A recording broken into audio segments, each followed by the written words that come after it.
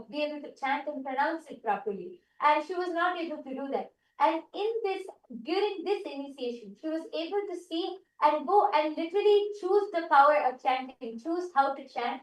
And immediately after that, she actually, like we told her to take the books and start chanting, start practicing. She was able to feel that whole energy just coursing through her. So, like this, we had many of the participants who had come up and shared, and Swamiji had revealed many more deeper truths and revelations about this whole, about the whole space of Abhyakta. And last many days, Swamiji has been giving us so many initiations on sudden enlightenment. Today, we are going to all be experiencing sudden enlightenment guaranteed. And Swamiji, of course, out of Swamiji's compassion, Swamiji has opened it up for all, that anyone and everyone to come and be a part of this, to come and experience this. And also, actually, there's one small updated announcement for the Chitsava members. We have sent you all another Zoom link, because many of you have gathered in this Zoom. We request all the Chitsava members to please check your WhatsApp. You all would have received an updated Zoom link. You all can join there. All the Chitsava members, you all would have received an updated Zoom link, and you all can take a moment to join in that Zoom. We have sent you all an updated Zoom link. We request you all to please join that. Yes, requesting all the Chitsaba members to please join that. Please check your WhatsApp. You all should have received an updated Zoom link.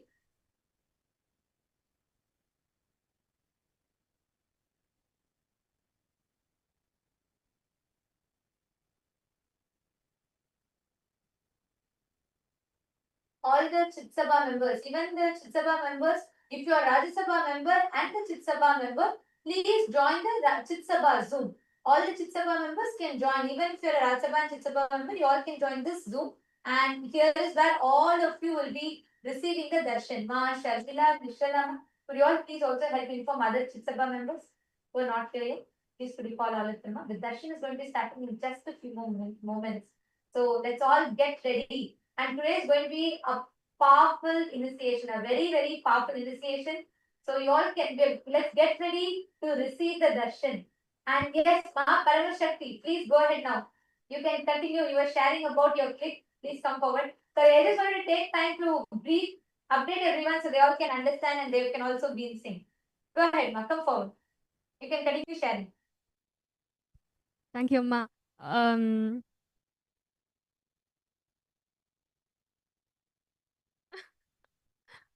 师父说，如果我们是从未显化到显化状态，是很容易的。Swamiji says, actually, it's very easy for us to move from the Vyakta to Vyakta. 从显化状态到未显化状态是很难的，就好像从大海里要用勺子把大海的水挖空一样。But if you want to move from the opposite way, it's difficult. It's just like using a spoon to empty the ocean. 所以当我们把投影仪的光关上，进入未显化状态的时候，我们替换影片可以替换成任何影片，可以下载任何能力，可以显化自己，创造出来任何的体验。So that's why when we turn off the projector, we have the freedom to play any film, can create any experience of the reality that we want.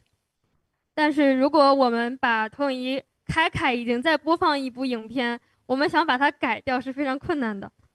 But if we turn on the projector and we're already playing one film, so it's difficult to change it anymore.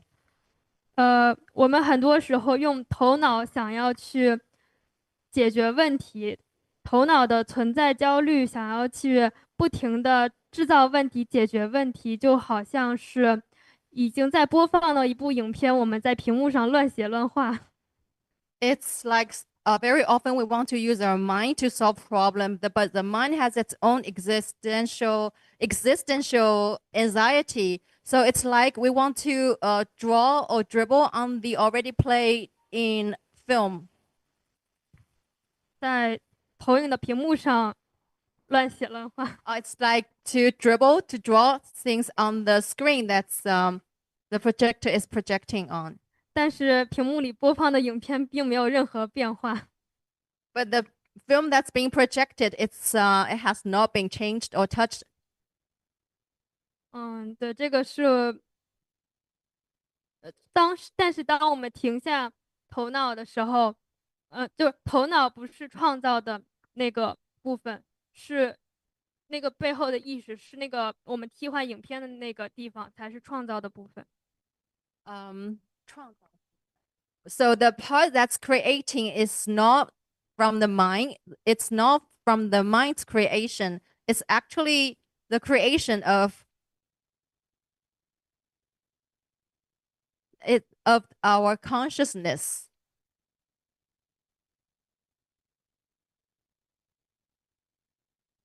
It's the part that can store the information.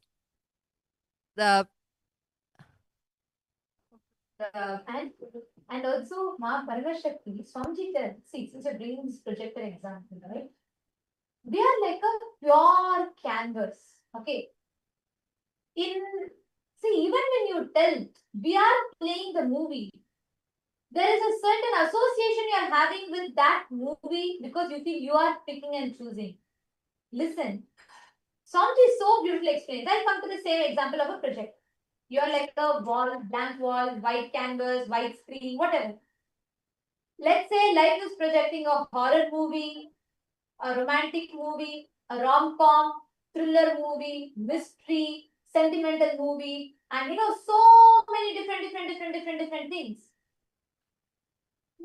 But the crux is whether the movie is a horror movie or a rom-com, or whether it is a thriller movie or a sad movie, or whether the movie is super hit, earned 1,000 crore in the box office, or whether it is a flop. In all of these ups and downs, though all of it happens on the theater screen, the screen itself is absolutely unaffected. That screen is your focal point. It exists. The only feeling that is there is it exists. But the focal point that you have is absolutely untouched, undisturbed by all the tsunamis, earthquakes, whatnot that you create in the external world.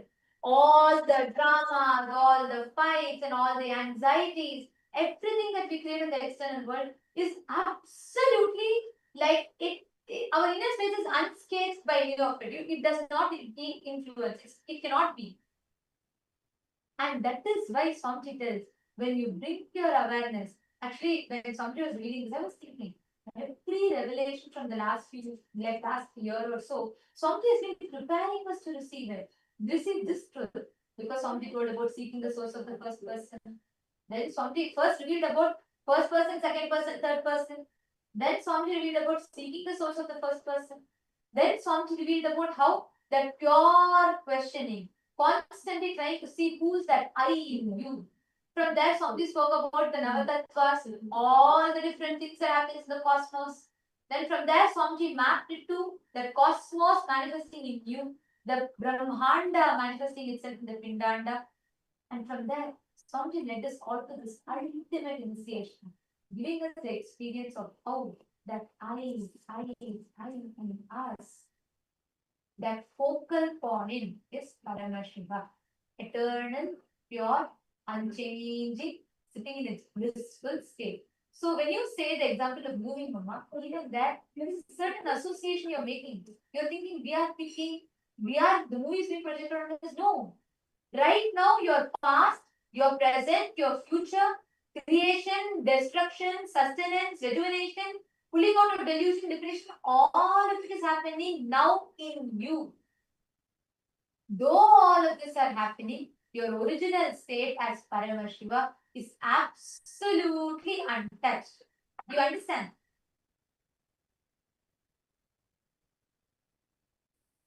Yes, ma.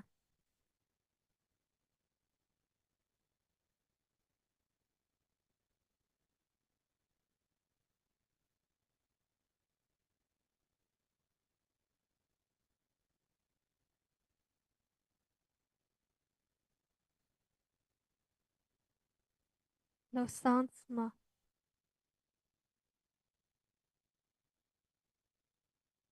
Oh, sorry, ma'am. Yes. Is there anything else you want to share, ma'am, Parameshakti? 没有，暂时没有想分享，但是我还没有听太关于 nada 和冰度的那个部分。I don't have anything more to share, but I'm not very clear about the part that you explained on Nada and Bindu. Thank you for coming up, because by answering your question, even I got deeper clicks. The moment I started answering your question, even I got deeper clicks from that, because that is why we all need to have Vakyartha success. You understand? When each of us are sharing, the moment you started talking about it, I started thinking, yes. But Swamiji also told that, we are not we may be the state on which all of this happened, but we are not affected. That means the original state of us is not affected. So I should also thank you. Thank you for coming up and sharing. Because of you, I got deeper clicks. Thank you. Thank you so much, ma'am. And I'm actually seeing a lot more from all the e-citizens that are logged in here with us. Wong Swanchi, and Ezekiel Aya, Ma Chandravidya, Ma Mugda, and Ma Chetna, and Ma Monica Singh. You all can post your questions, because I know for the first time when you're hearing this discussion from us, you may have a lot of questions raising in you. You can all post your questions here. Ma Cecilia, you should join the SJP's room. You should join the Chitsaba members room. And all the Chitsaba members, please rename yourself to Chitsaba member, your SJP IDs. Nityanandam, Ma Lata Hadley and Harish Hadley Aya. Nityanandam, Lata Ma, where is Harish Aya? Call Aya also. It's amazing to Swamiji has been giving. I'm so happy that you both joined the IDs.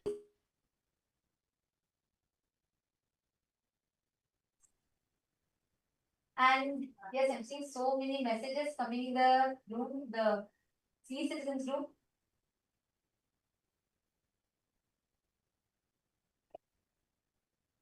Each of you can post your click. Can all of you share your click? Can each of you share your clicks? The e-citizens, all the participants, viewers that are joining us, Mana Daisy and Monica. Because how do you all connect with when you listen to this? If you have any questions and doubts as well, you can post. Nityanandam, Ma Helen Gomez, Nityanandam, Ma Chetana, Nityanandam, Ma Guru Prasadini, Nityanandam, Ma Nitya Guru Prasadini, you should join the Rajsabha room. Ma Shanteshwara. I'm also seeing a few of the Rajya Sabha members who have joined here.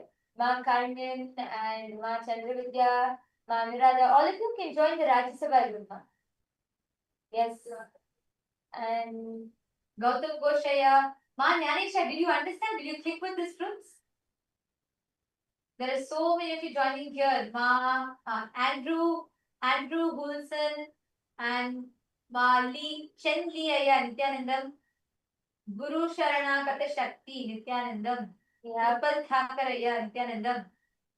We have Ma Anastasia Nityanandam, Ma Wendy, Ma Karina Wang. I'm seeing many more people here. Nityanandam to all the e-citizens. I request if each of you can also post in the chat as you are listening to all these sharings from the Parameshwara Sena participants, and as you're listening to all of these truths, what is clicking with you? What are your powerful cognitions? All of you can post it here, because right now, to prepare for the satsang, the best way for us to prepare for the satsang, to receive this initiation from Swamiji, is by drilling this truth deeper in us. By understanding and drilling this truth deeper and deeper in us. So this is going to be a very important discussion. Many of you have posted that actually to all the PSS participants, as each of you were coming up and sharing, all the PSS participants, we have many of the e-citizens who have posted that they were able to so deeply connect with it. They were able to understand these truths deeper. So any of you have any questions also, you can post here. Madan Kumar G is asking, my mother, Nityanandama, my mother passed away 8 days back. Can I see Swamiji's darshan? Yes, you can. today, that is why Swamiji has opened up this darshan for all. Everybody can join. You all can share this link with anybody. This is sudden enlightenment guarantee. All the Chitsabha members, please can all of you also call everybody you know in your zones, any other Chitsabha members. Let us make sure nobody is missing this. All the e-citizens who are joining, all the e-citizens who are joining, all of you can share this link to anyone. You can call your family members, friends. Even if you have somebody who just wants to experience the healing, they can come and attend the darshan, be a part. They will automatically get the healing. They can also receive the darshan from Swamiji and also listen to all of these powerful cognitions. Actually, these are very, very powerful. So reach out to all your family members, friends, and invite anyone and everyone can come. So Madanaya, don't worry, definitely you'll experience the healing and healing through Swamiji's darshan. And now it is time for all of us to get ready to receive the darshan.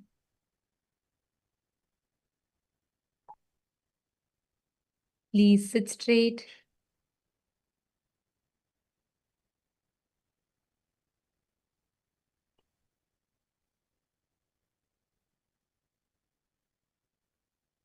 Please close your eyes.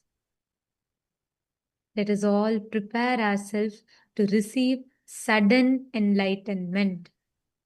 The enlightenment, ultimate enlightenment, sudden enlightenment guaranteed. Please close your eyes, settle down.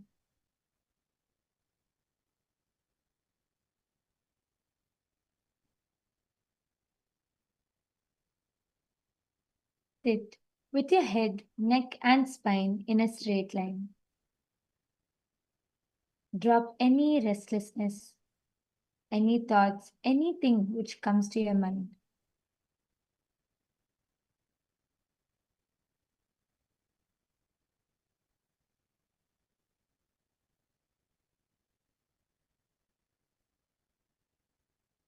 Prepare your mind and your inner space to receive the darshan, to receive sudden enlightenment. Please close your eyes. I request all the members, please make sure, just a few more announcements. Please, can I request everybody to be on camera? Anybody not on camera, we might have to be removing you all from the Zoom due to security reasons. So please be on camera at all times during the darshan. There is continuous Nayana Diksha happening and absolutely no form of video recording, no form of audio recording whatsoever. Any violation of the security protocols will be leaving us with no option but to remove you from the meeting. So please make sure all of you are continuously on camera throughout. Let us all enter into the meditation.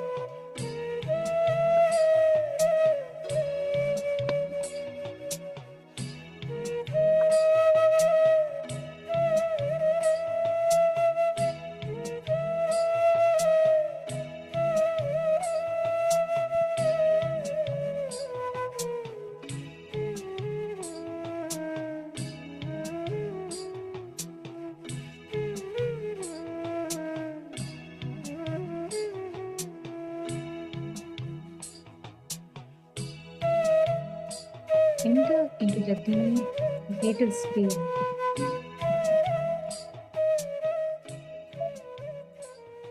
Enlightenment itself is given to you.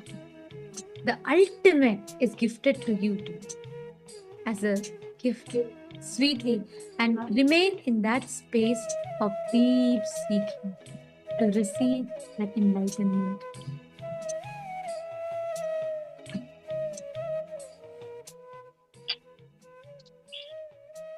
Continue to remain seated in this space. And as we are all in the meditation, just an important announcement. All the Chitsabha members, do not share this link to anybody. The Zoom is exclusively only for Chitsabha members. All Rajya Sabha members can join the Rajya Sabha Zoom and e-citizens in the respective Zooms. Anybody, any e-citizen or any Rajya Sabha member in Chitsabha Zoom will have to be removing you all from the meeting. Please requesting each of you to join the respective Zooms.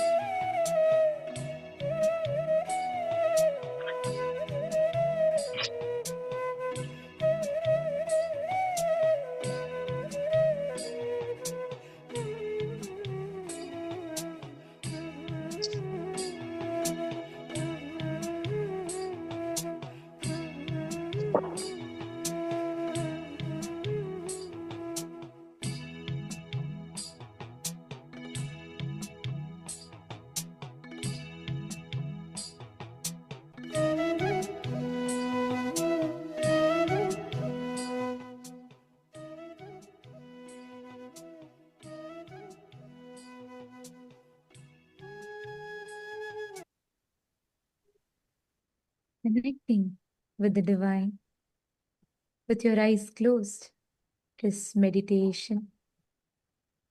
Connecting with the divine with your eyes open is darshan.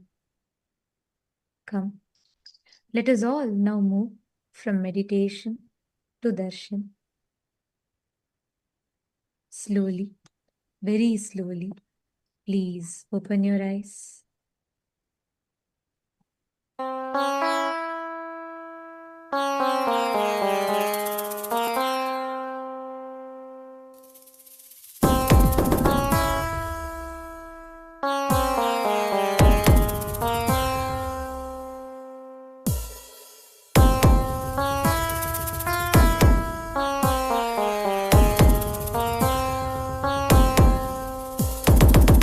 Shiva Shiva Shiva Shiva Shiva Shiva Shiva சிவனே வந்து அவதரித்தான் கைலைய நாயக நாடிடுமாட்டத்தில் சைவத்தையே அவன் புனரமைத்தான் சிவ சிவ சிவ சிவ சிவ சிவ சிவ சிவ சிவனே வந்து அவதரித்தான் கைலைய நாயக நாடிடுமாட்டத்தில் சைவத்தையே அவன் புனரமைத்தான் நித்யானந்தா நித்யானந்தா நித்யானந்தா நித்யானந்தா நித்யானந்தா நித்யானந்தா நித்யானந்தா நித்யானந்தா ஞானமும் கொண்ட சக்தியும் பரமனாக நெஞ்சில் பதித்தது அஷ்டசக்தியும் 10 திசைகளும் உன் புகழை பறைசாற்றியது கைலையை படைத்த கலைஞனே கைலை நாயகா பரமேஸ்வரா உந்தன் அருமையை அகிலம் பரப்பிட படையெடுப்பனே மாஹேஸ்வரா இது ஆதி சைவம் போற்றும் எங்கள் தேசம் ஆடி பாடி கொண்டாடிடும் கூட்டம் என்று உந்தன் அழகு கவிதை பேசும் ஜெய ஜெய ஜெய ஜெய நித்யானந்தா சிவன் அருளோட சக்திகள் வெளிப்படும் பைரவனின் காவலோட அகிலத்தை ஆண்டிடும் வீரன் அவன் வழி நடந்திட அவனோட வாழ்ந்திட வெளி வந்தே நானும் அவனோட சேன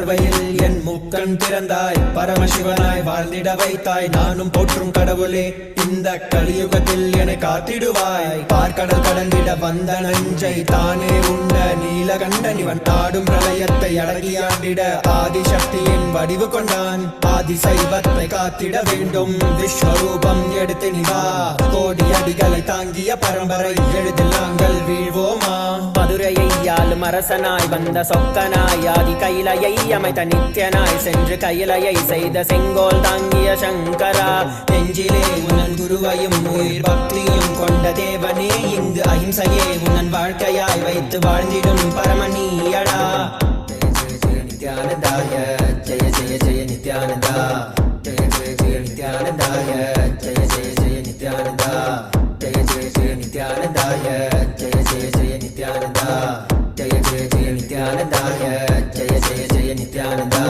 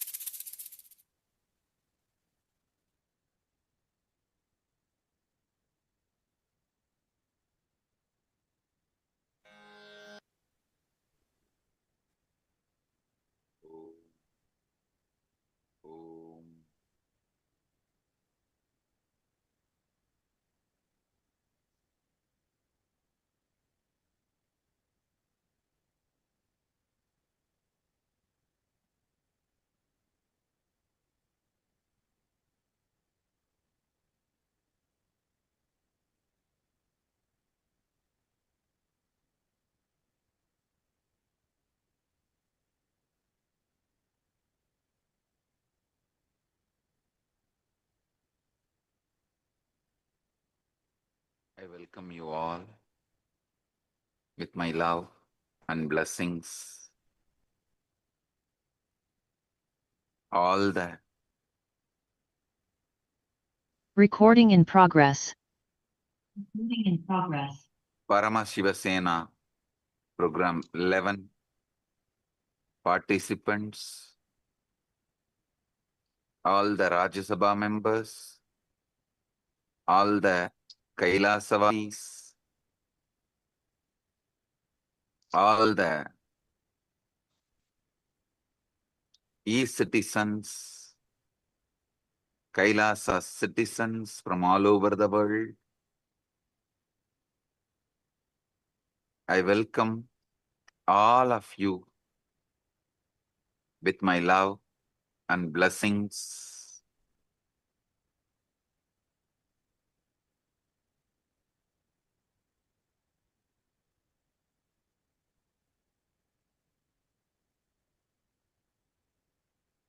As the ultimate manifestation of the ultimate Paramashiva,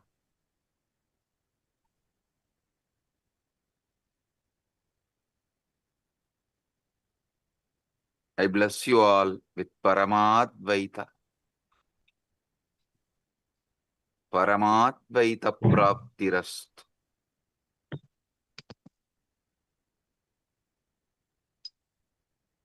Now, what I am going to reveal is not just information or some philosophy. It's a straight truth and initiation. Listen. It's a truth and initiation. Whatever I'm revealing now is not some metaphysical truths, metaphysical ideas, philosophy. It is straight initiation and truth.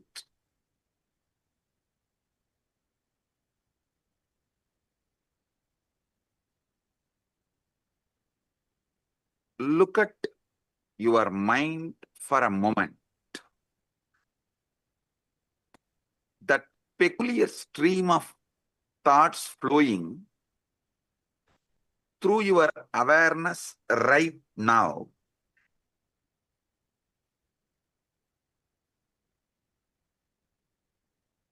The commentary that never stops, that goes on judging you, judging others, judging everything.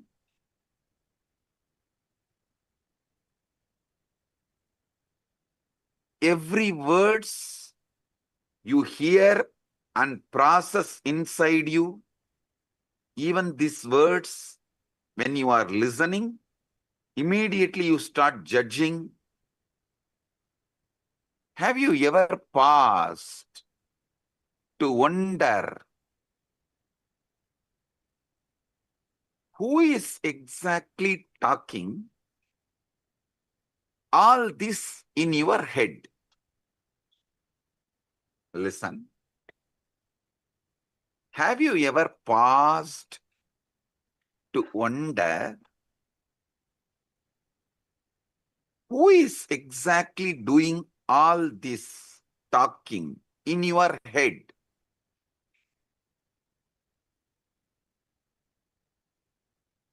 Almost every one of us pass our entire lives listening to this internal monologue without ever questioning its source.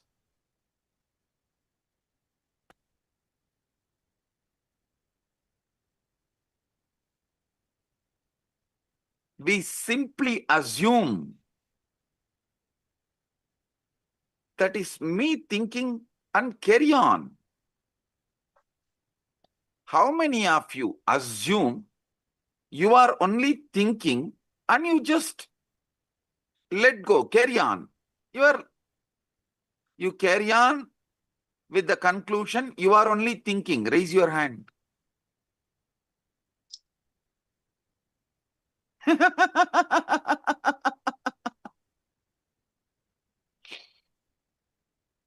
Come on. Is it really you? Are you creating these thoughts? Or are they simply arising in you like clouds swarming in the sky?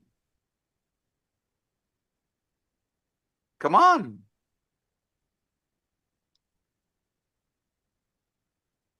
If that voice is truly you, then who is the one listening to it?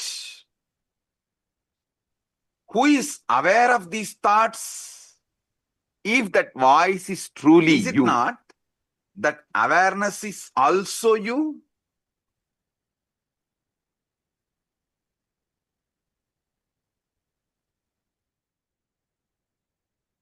How can the speaker and listener seemingly existing in the same mind points to something quite extraordinary?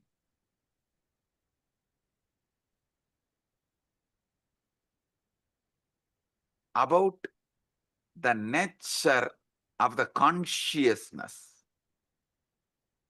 How many of you understand the listener and speaker both are existing in the same mind? Raise your hand.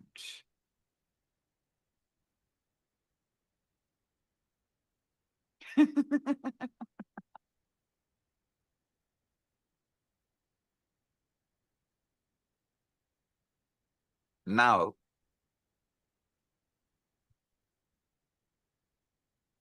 I wanted to re-reveal and explain something extraordinary. I spoke about it in 2005.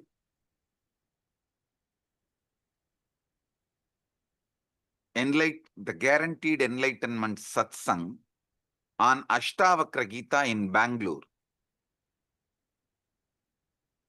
Now I'm going to reveal it in a different level. I should say as an ultimate level.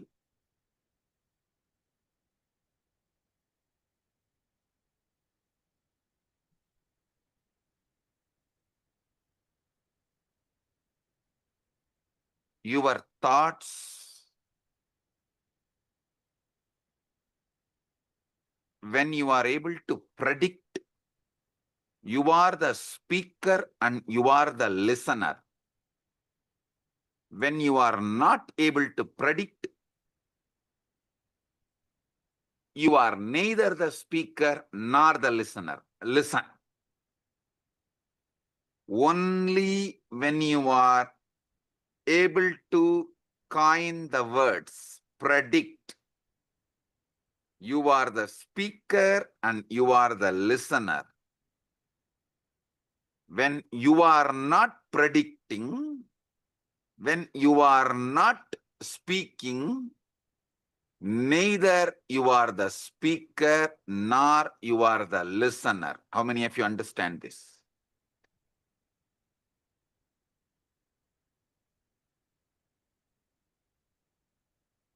You can't answer and take it for granted. You are only thinking. No.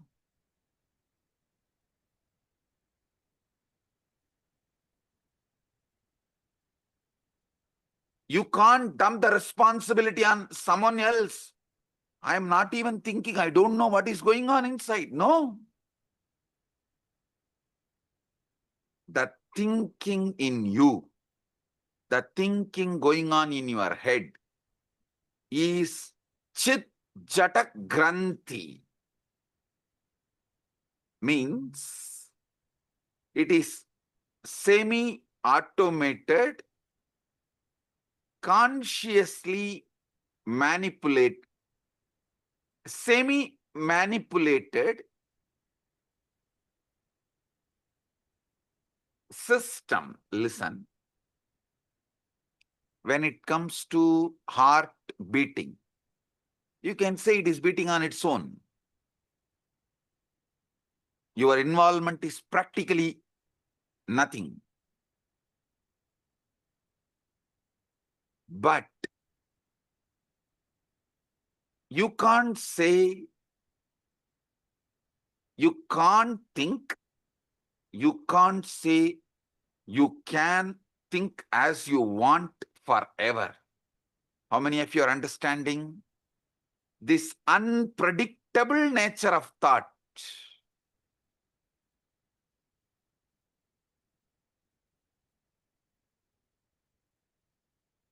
As you are listening to these truths, there is a voice in your head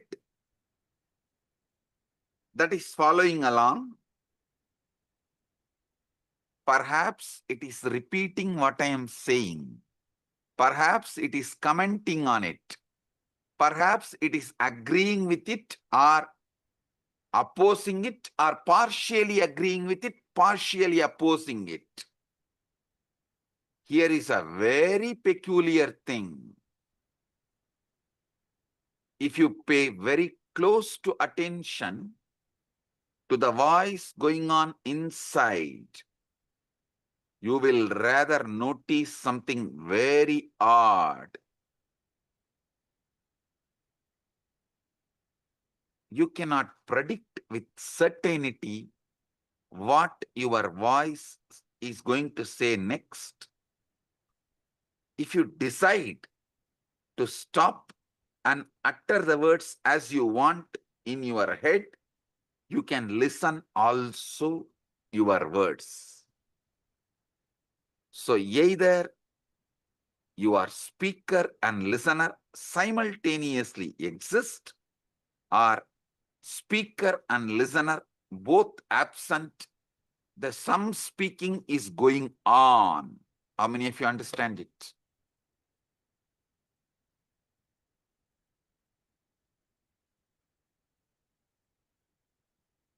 Owning up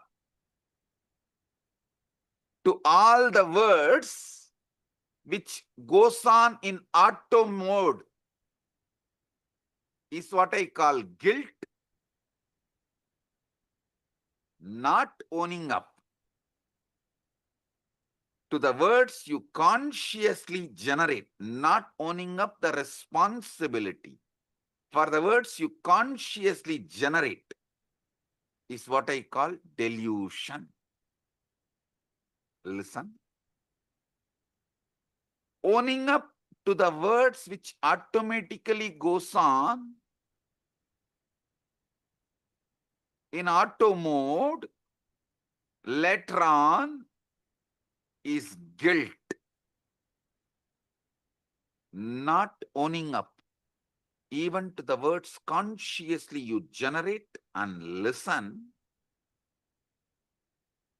is delusion, or trying to cover things under the carpet. How many of you are understanding this?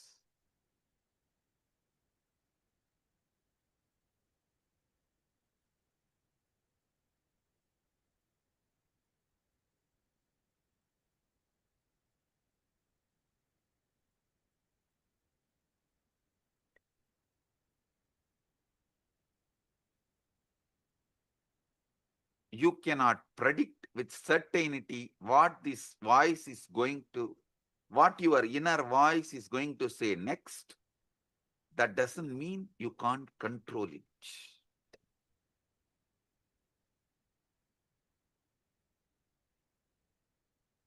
How many of you are seeing? This is like a car, you can put it in autopilot and you can also drive. At some point you drive, at some point you put it in autopilot mode.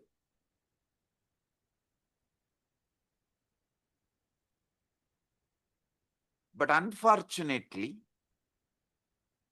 even what goes on in the autopilot mode, you take the responsibility, you feel responsible for it. Automatically you feel you are only talking. How many of you understand it?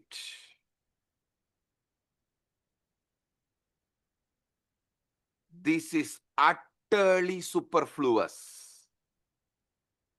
Listen.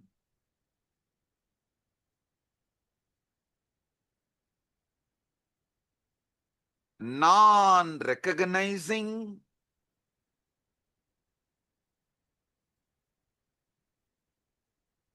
this autopilot mode, non-recognizing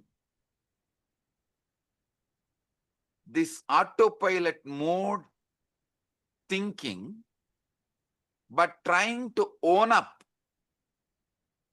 after the whole thinking is done, is causing extreme confusions. You need to know what is going on inside you. The moment you know, you will become enlightened.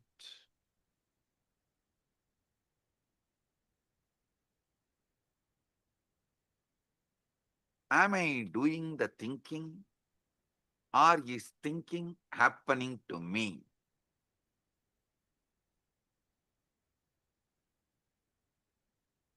At some time, you can do thinking, you are doing thinking. At some time, it is happening to you. How many of you understand this? Raise your hand. Now listen. Now listen. How many of you have this extraordinary assumption? Because these thoughts are occurring in your head, even when you are not thinking, you assume it is yours. Even in the autopilot mode, what goes on, you assume it is yours because it is happening in your head. How many of you assume? Raise your hand.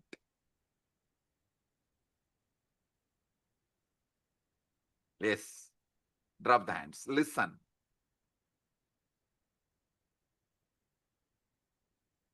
When you truly look for the thinker, the one who supposedly initiates each thought, you find yourself in a very curious position. Weird position.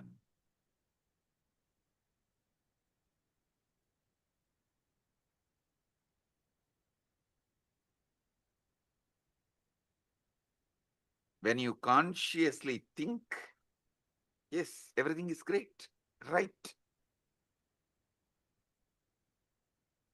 But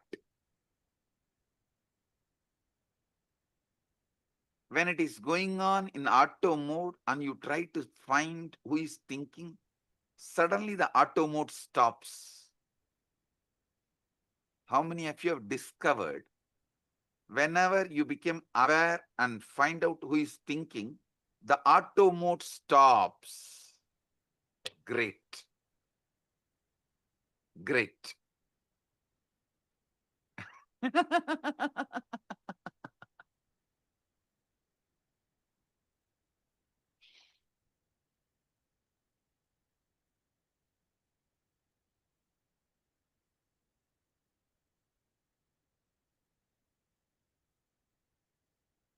Listen, I'm going to introduce the third mode.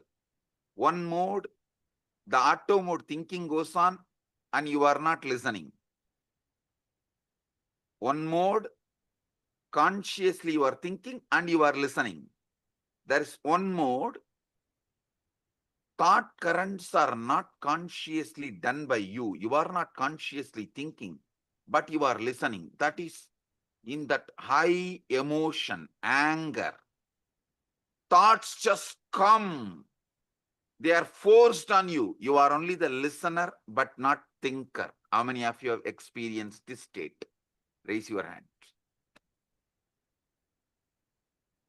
Listen. Clarity about these three liberates you. Listen. When you are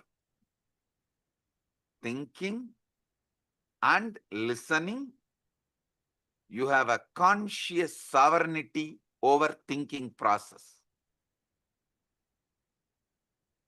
When you are neither thinking, the thoughts are forced on you, it is going on, nor you are listening, but unfortunately you own it up because it goes on in your head. That is deluded, unconscious, or I should say, deluded part of you. The third one, where thoughts are not yours, it is forced, it just flows. You can't control, you can't design, you can't interfere, but you are listening. This is the dangerous mode, dangerous space. In this space, you execute the command of your deluded part. See, when you are neither talking nor listening, both are in auto mode, you only own it up as yours and feel guilty. That is not that dangerous. But when the words seep in from the delusion into your listening, but you can't control the words, that is the dangerous part of you. That is responsible for all sufferings.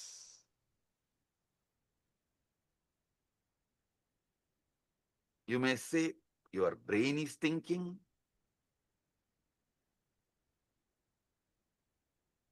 But you should know. Your heart beating, lungs breathing are completely out of your hands. At least not immediately. If you do specific acts, you can interfere even in that. If you run, you can alter your breathing, your pulse rate, all that is different. But normally, that is why you don't say, I am beating my heart or I am breathing my lungs. No.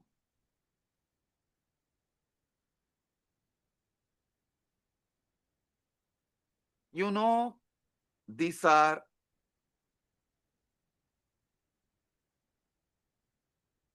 the processes happening in you largely autonomously. But even the autonomously when the thinking is happening autonomously, you own up,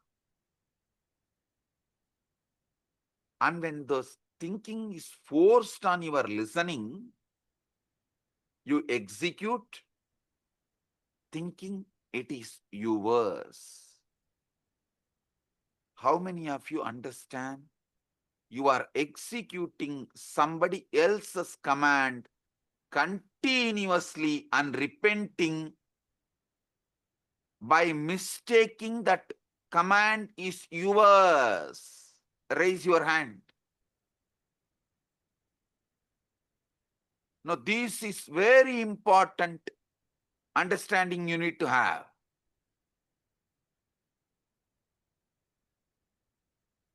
Listen to these three. Drop the hands, listen. One side, consciously you speak, consciously you listen. That is a chit part of you, conscious part of you. We will come to that later. It can be handled easily.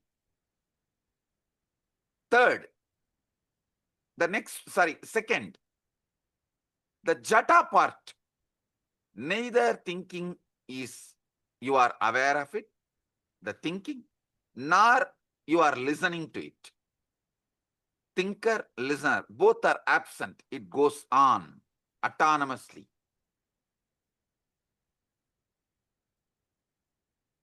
The third, dangerous.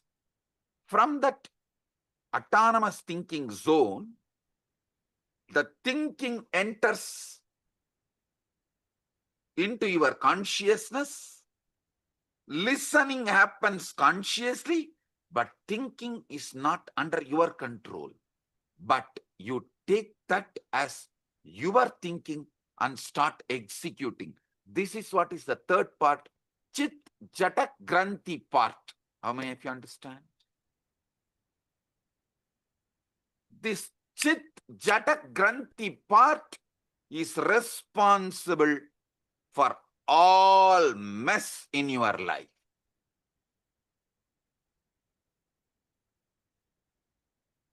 When you are taken over by anger, lust, greed, pain, insecurity, violence, the command is generated by somebody. You are only listening, but you strongly believe you are generating that command and executing it, even putting your life at stake, running behind it. How many of you are getting?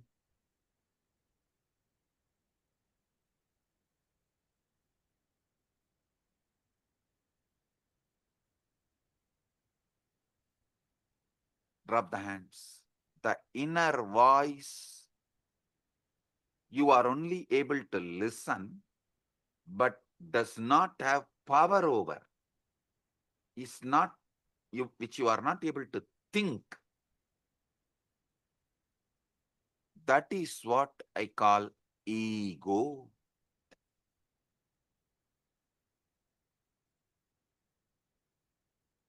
Devil commanding and making you execute. Unfortunately, you own up the devil. You feel the devil is advising you for good. You even have justifications. Knowing that voice has cheated you many times, you still have justification. Listen, obey. Sometimes, to escape from your small mood swings, you make the decision which damages your whole life. To escape from a small pain, you make the decisions which damage your whole life. How many of you understand this?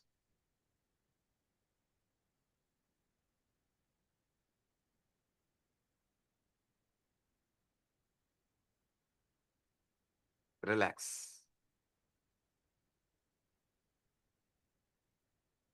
Now,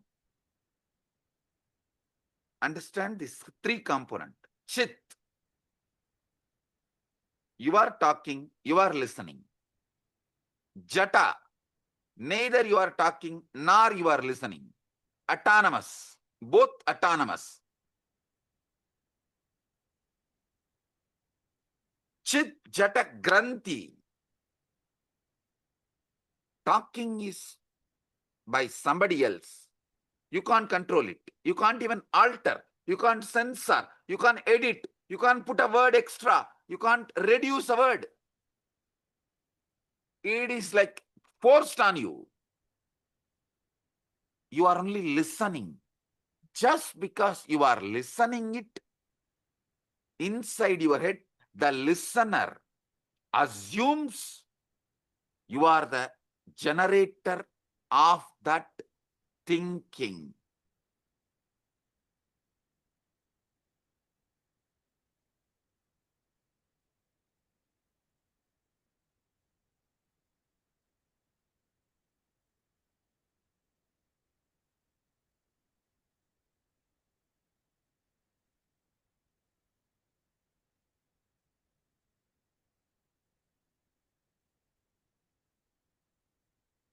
Chit Jata, Chit Jata Granthi.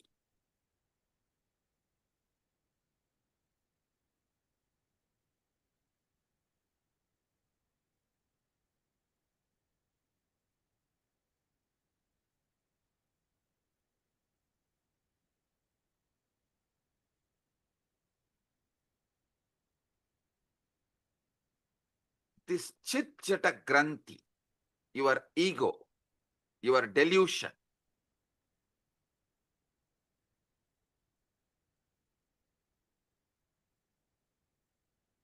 this part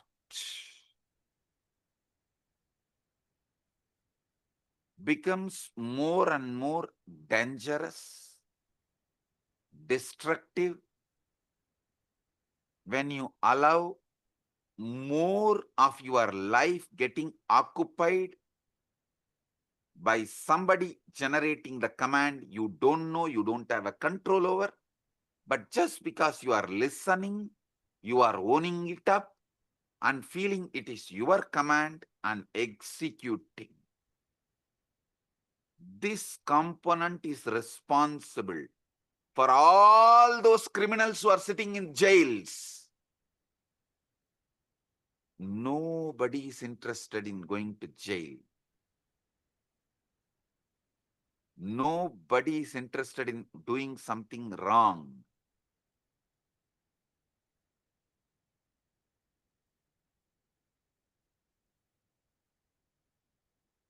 But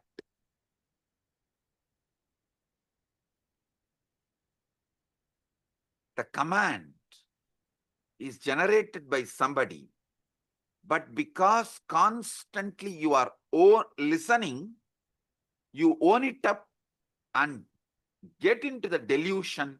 You are only talking, it must be your voice, and you start executing. Listen, don't think.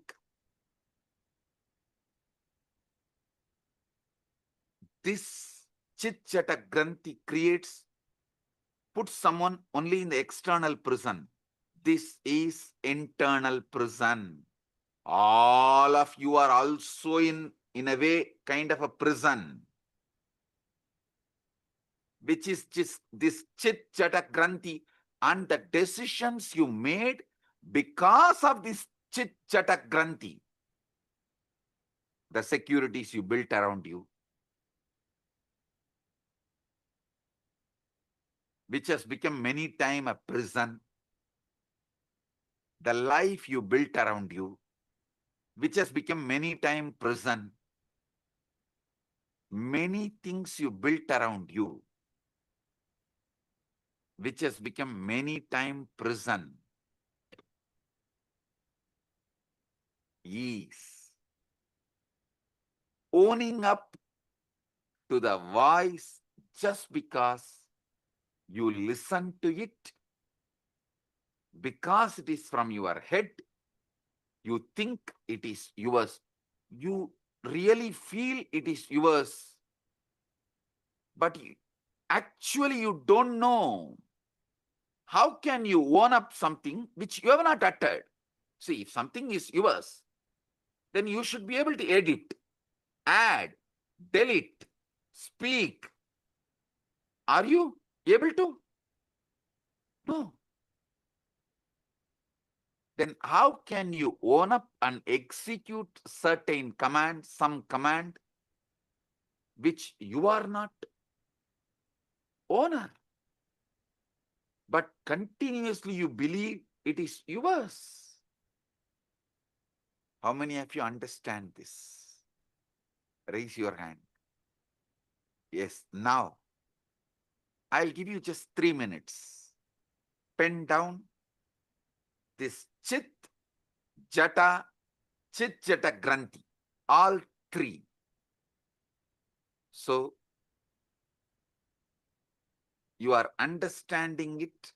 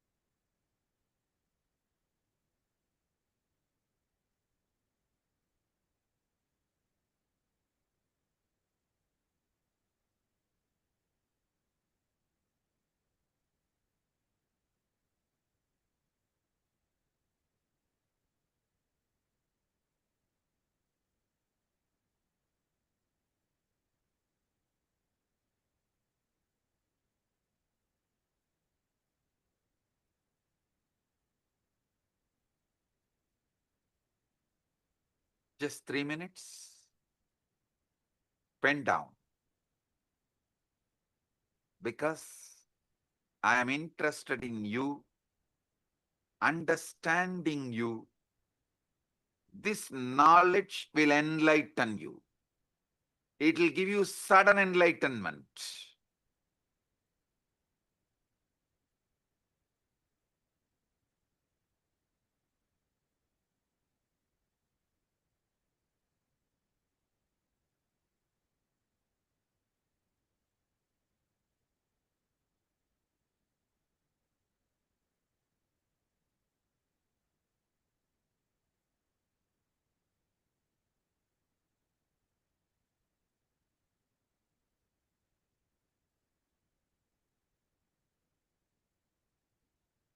Now listen.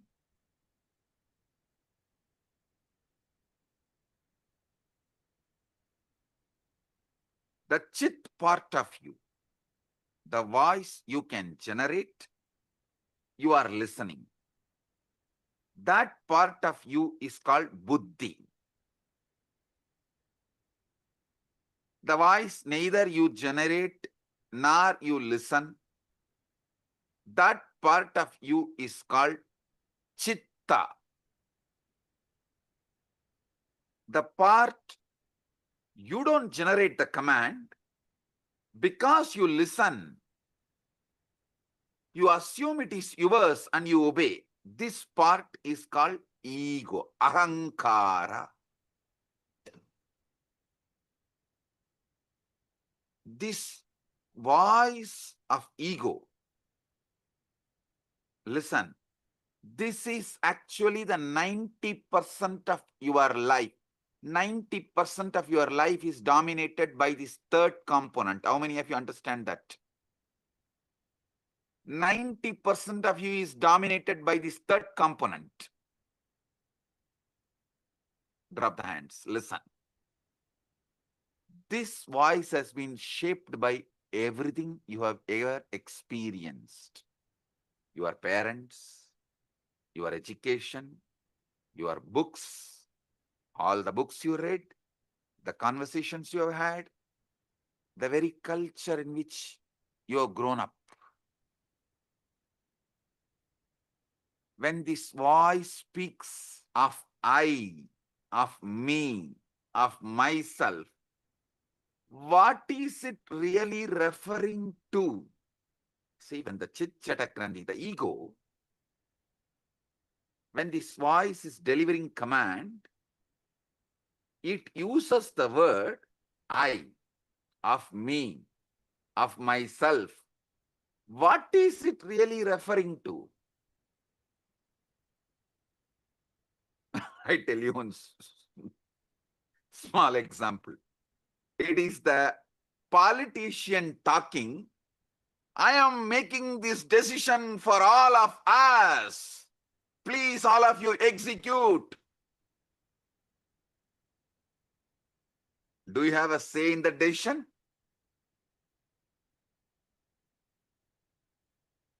You just execute. And you are convinced you made the decision because you voted 4 years before or 5 years before.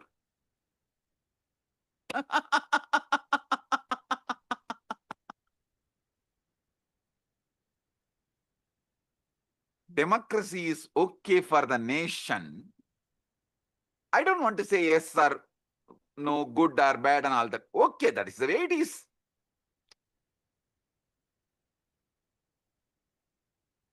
But blind way of living is not right for yourself.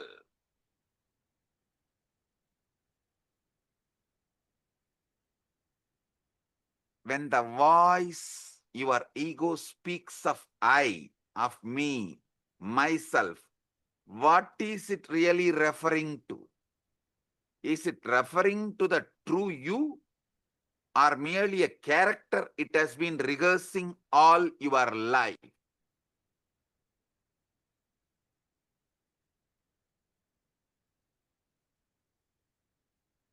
How many of you understand? From the moment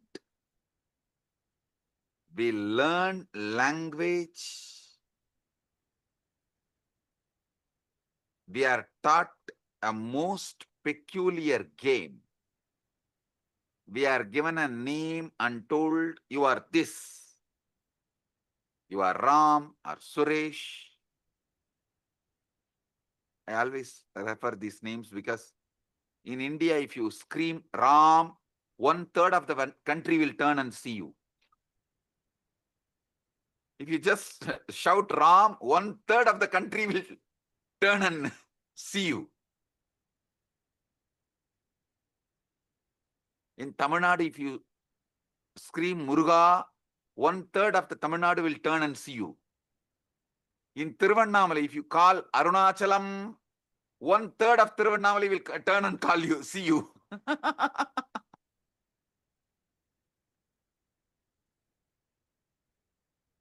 In Tiruvarur, if you call Tyagaraja, 1/3 of Tiruvarur will turn and see you.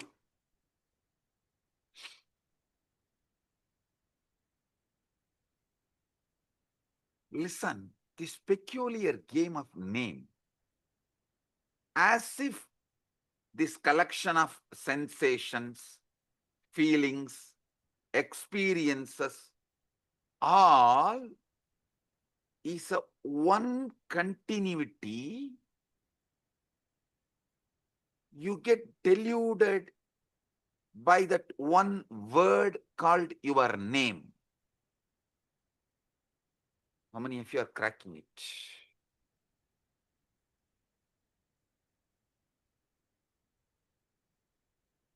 Because you believe in your name, and that name gives you the false idea of continuity, and because you believe in that false continuity, all that goes on inside you, you own it up and go to the extreme of executing it, even sacrificing your life many times. Your joy, love, you are ready to go through so much pain and you are doing it. How many of you understand this whole drama?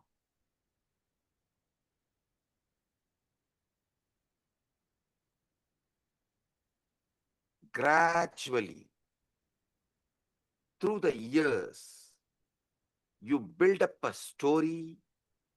I was born on such and such a date. These parents to these parents in this place. The voice in your head becomes the narrator of the story, constantly upgrading your biography, constantly telling you who you are. On and on it goes, weaving this fictional character. You take it as yourself. How many of you understand? This is the way the development of the ego, personality is done in you. I give you a few more minutes, 1 or 2 minutes, just jot down how your personality, ego is created. Pen down.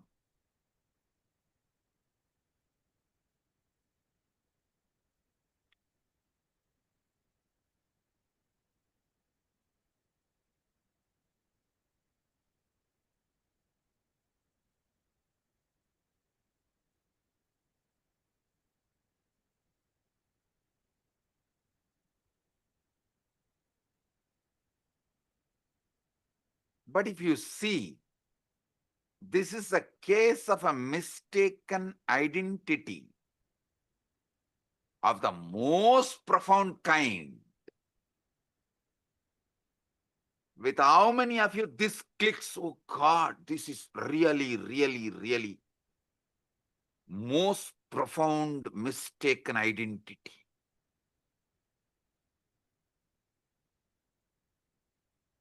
All the things stuffed as no my contribution, and I go on be executing this order. I continuously execute the order, and literally I have no role in generating the command. How many of you understand it? And these people want freedom.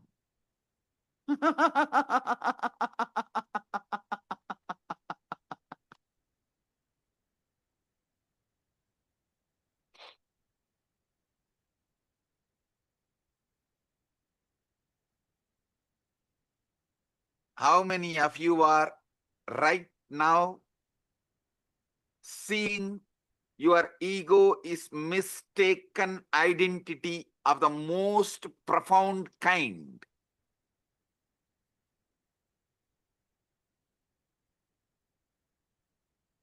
Drop the hands. It's like going to the theater, becoming absorbed in the play so deeply, you forgot you are watching actors.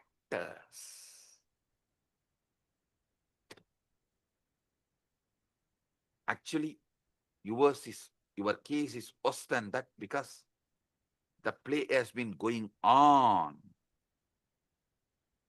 so long, your entire life, that you have utterly forgotten. It's a mistaken identity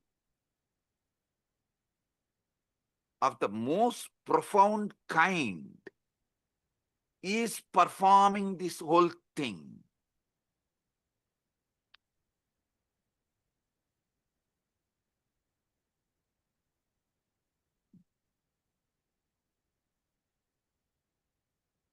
This separate self, this ego, as I named it, for your understanding. For our convenience, we named the Chit Jata Granthi. Buddhi, Chitta, Ahankara.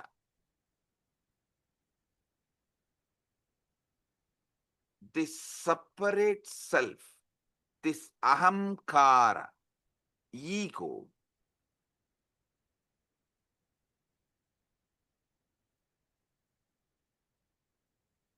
is the source of all Maya, all illusion, all delusion, and it is not actually an entity at all.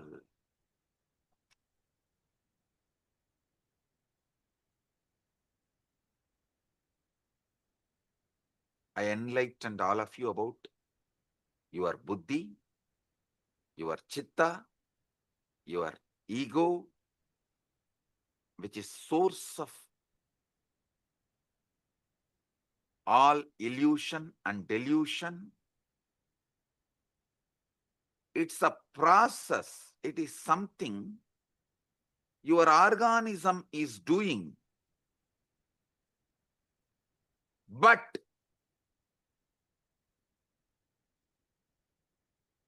not something your organism is.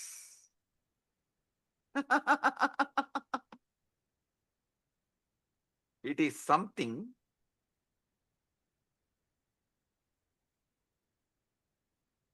you believe your being is doing, but not what your being is.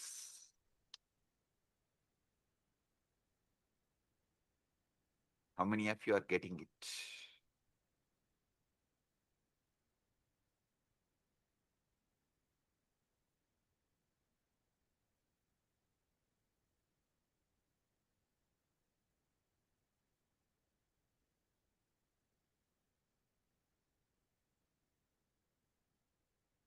When you say, I think or I feel,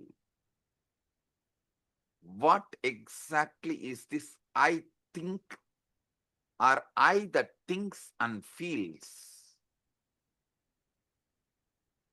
If you try to point it, what can you point to? Your body? But your body is constantly changing. Once in every 7.5 years. That is why in Hindu tradition, in our horoscope, we kept it sunny for 7.5 years. Once in 7.5 years, your body completely changes.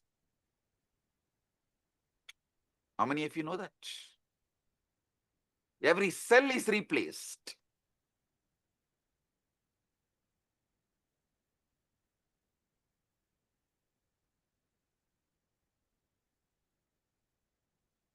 Your memories to change. Some fade, some are embellished, some are entirely fabricated without even you realizing it.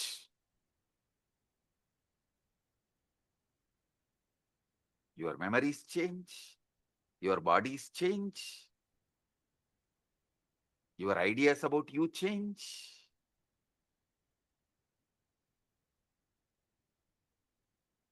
Your name gives you the delusion of continuity stops you experiencing eternity. The delusion of continuity stops you experiencing eternity. Note down this word. This is the most powerful cognition.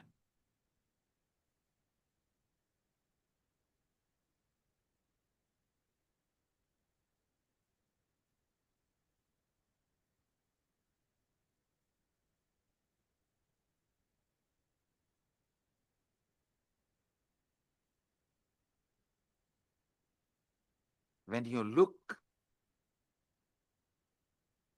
for your true self,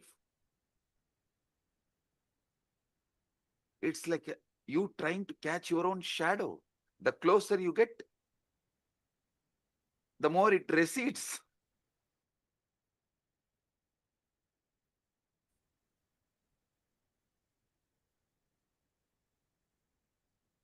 How desperately you cling to it, how terrified you feel at the prospect of losing this sense of self. How many of you understand? You are terrified at the prospect of losing this sense of self. That is why you continue to cling to this delusion. That's the true pathology.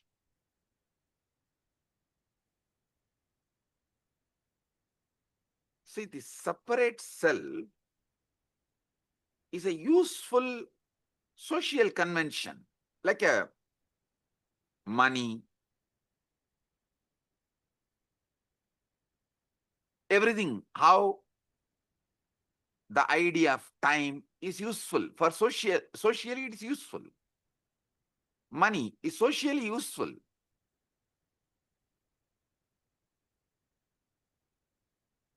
But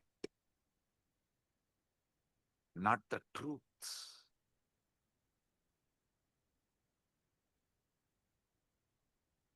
The separate self, ego, socially useful as social convention, like money, but not the truth. We all agree to pretend it exists because it makes certain interactions possible. But the trouble begins when we mistake this convenience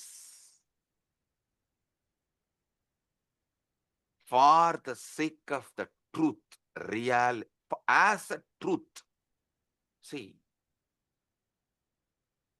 the real trouble begins when we mistake the convention for reality as the truth.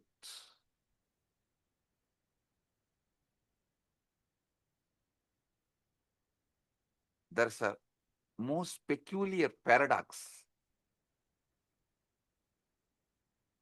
at the center of this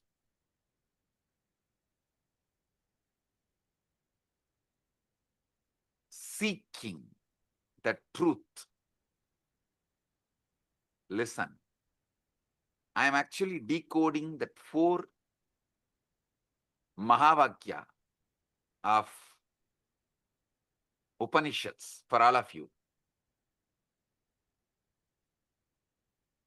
Naham deham, koham soham. Later on I'll explain. This is the Mahavakya I am decoding step by step for all of you. The most peculiar paradox at the heart of this seeking the truth, when you attempt to observe the voice in your head, to watch your own thoughts as they raise. Who exactly is doing the watching? It seems there is an observer standing apart from the thoughts, doesn't it? Tell me. It seems like observer is standing. That is why you are able to seek, watch.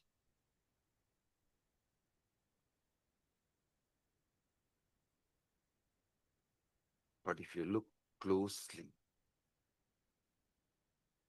at this observer, you will notice something extraordinary. It too becomes an object of observation. You can observe even the observer. If you have done ajapa, you can understand what I am saying.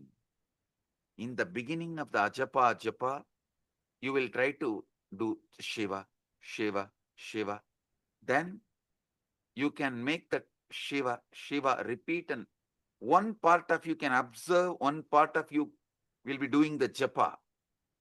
If you go deeper, one part of you will be doing the japa, one part of you will be observing, one part of you will be observing the japa and the observer both. If you have done ajapa japa sadhana, you will understand what I am revealing.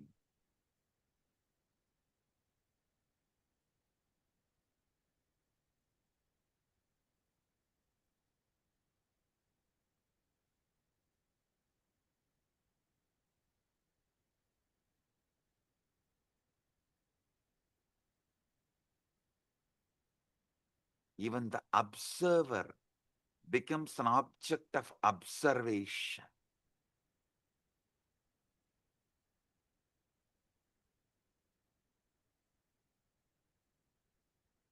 You can see everything except the seeing itself.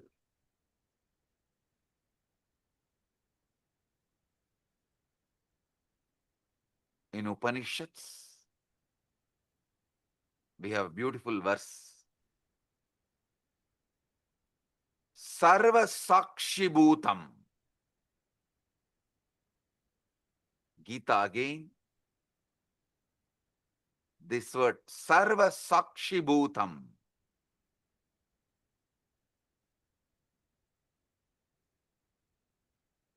The word is used. Sakshi.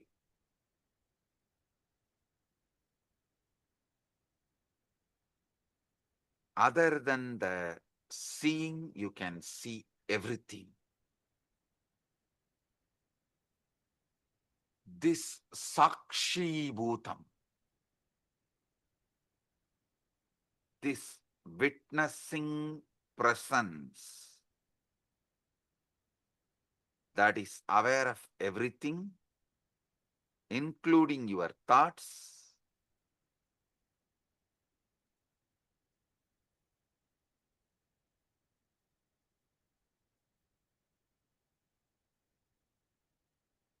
the pure subject, which can never become an object. How many of you understand this truth?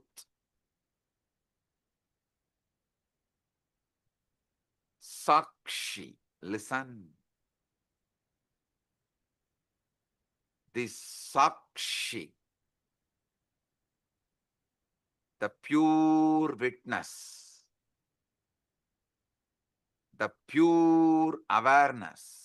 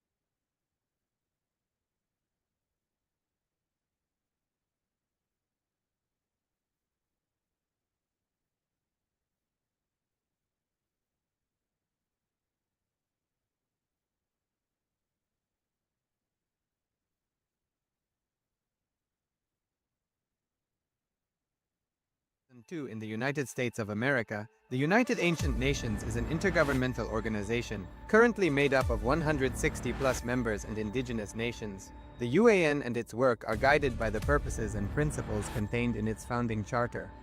The UAN is a manifestation of the profound connection amongst indigenous peoples across the world, including African, Andean, American, European, Caribbean, Oceanic, and Asian regions, rooted in shared wisdom, sustainable practices, and deep reverence for the earth.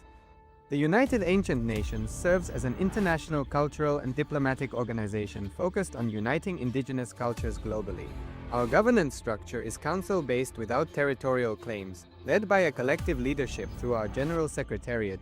As a non-state entity with UN-style advocacy, we focus on several key areas: cultural and digital heritage preservation, indigenous diplomacy, revival of indigenous knowledge systems to solve humanity's problems, global peace, environmental preservation, health and wellness, sustained economic development, indigenous and cultural tourism.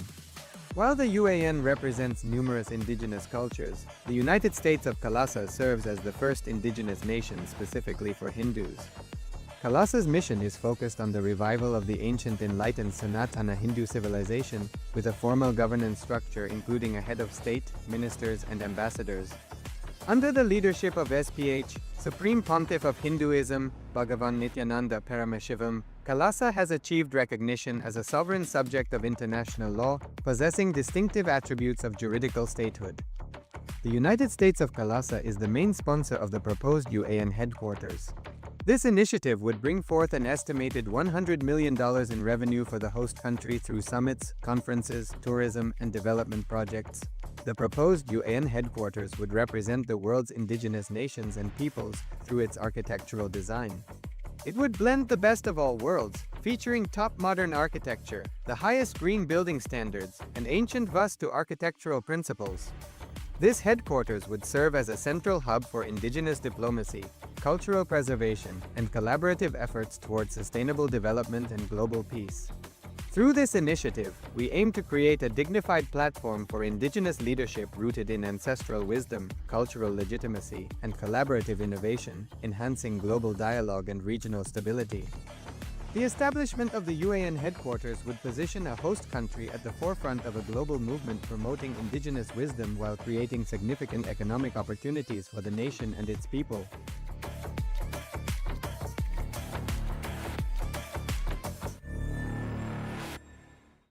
Across the turquoise waters of the Caribbean, a historic movement is Giving a rising. few minutes so all of you can type out your understanding. So each of you can type out what you have understood.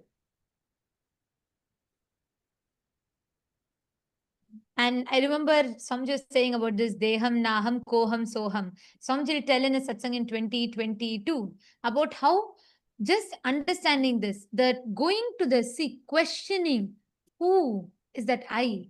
Who is the source of all the thinking?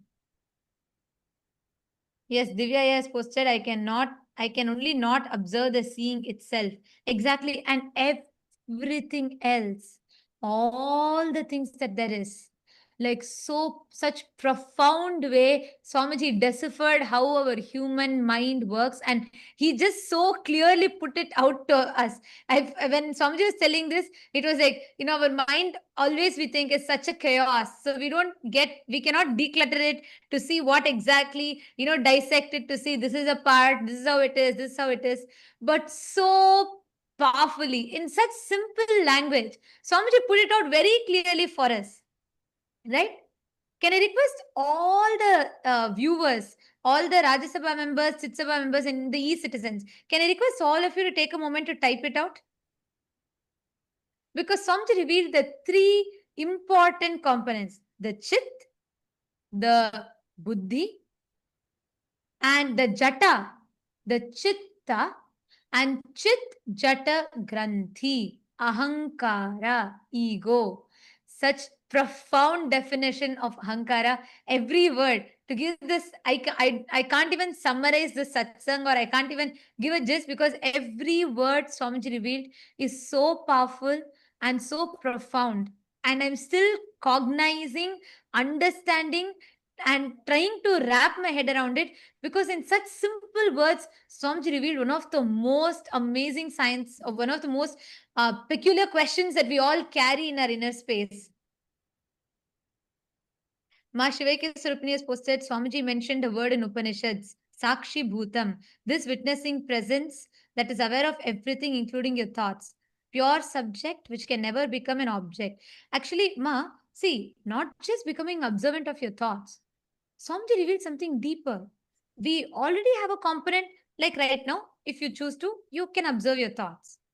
But what Swamiji is saying is that Sakshi Bhutam is that pure witness, observing even the observer who's observing your thoughts. That is a lot more deeper, you understand? Ma Shivaike Sarupini. Because Swamiji revealed like so beautifully, right? There is right now, if we close our eyes, we know the part of us that's thinking. We can observe the thoughts. Like right now, I can observe what is running in me. But Swamiji revealed that Sakshi Bhutam is that pure witness being able to observe even the observer that is observing the thoughts. Means if you go a little deeper, not just you're able to observe the thoughts, you'll suddenly start observing that there's a part of you observing the thoughts. There is an observer observing your thoughts.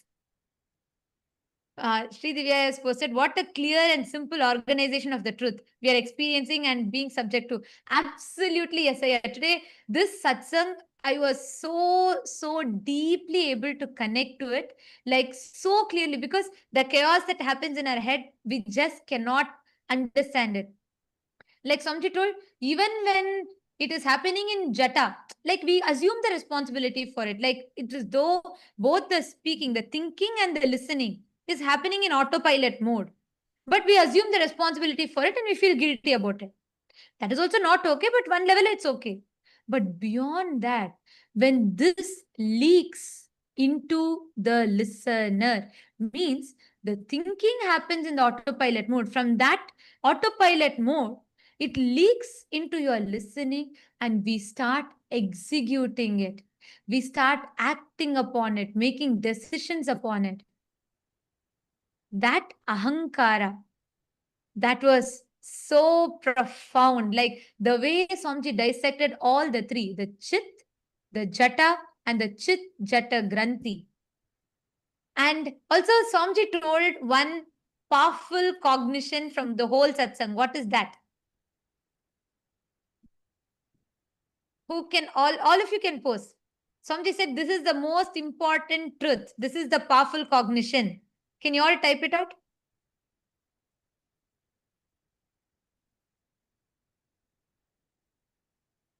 What is that one powerful cognition?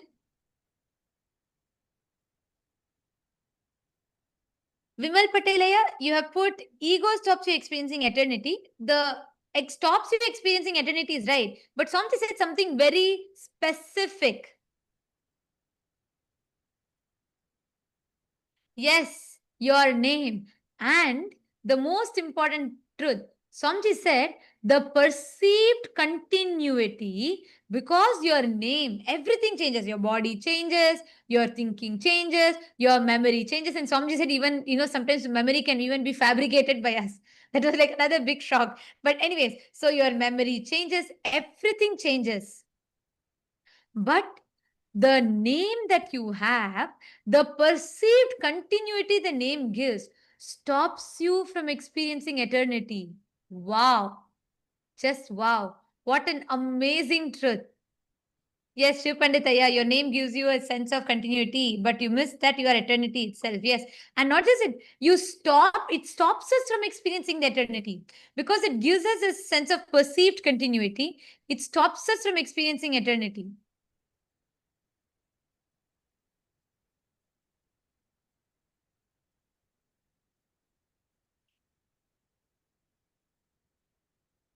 Yes, I request all of you to post, continue to post. The satsang is going to be continuing right now. Let us take a few minutes to post. Each of you can pen down your understandings.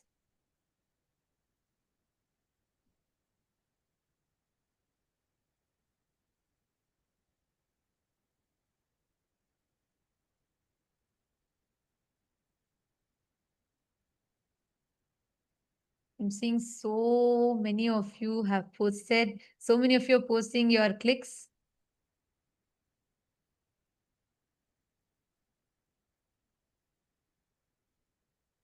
The way how Swamiji organized, laid out very clearly, took it part by part, Chit, Jata, and the Chit Jata Granthi, which is basically the Buddhi, the Chitta, and the Ahankara. And so precisely laid it out for us so we can understand our mind. Ma Nitya Nateshwari is posted, it was wow. And Marashmi Dubey, that's correct. Yes, that was the main powerful cognition. The name gives that perceived sense of continuity, stops us from experiencing the eternity. And we are going to be, the satsang is going to be continuing. We are going to be continuing the satsang, requesting all of you to,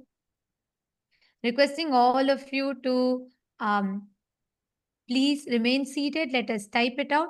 Let us type out the understandings. In just a few more moments, the satsang is going to be continuing. The powerful truths that Swamiji is revealing.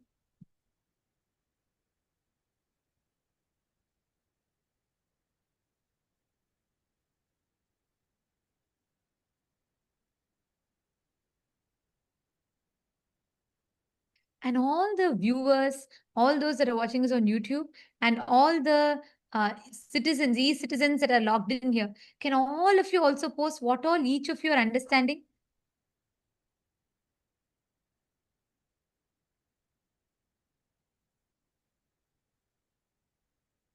Ram R has posted, my biggest click is voice is a body process. It's not an I. So the same voice every day is not I continuous. Actually, yeah, see, Swamiji told, right? That voice, if you try to find the source, who's creating these ideas? What is the source of that autopilot thinking in us, that ahankara? Just when Swamiji was telling it, I was having that question, and Swamiji so beautifully answered. You cannot put your finger to one particular point because it's a summation of all the cognitions, words, dialogues that you've had from your parents, teachers, school, religion, church, so many different concepts. A summation of all of it together. Om, om, om. Blessings to all of you. Sorry for the technical glitch. If you are able to see me, hear me, please wave your hands. If you are able to see me, hear me, please wave your hands. Report. Om, om, om. Om, om, om. Listen. Yes. We have been conditioned to believe. Listen. I was explaining about Sarvadi Sakshi Bhutam.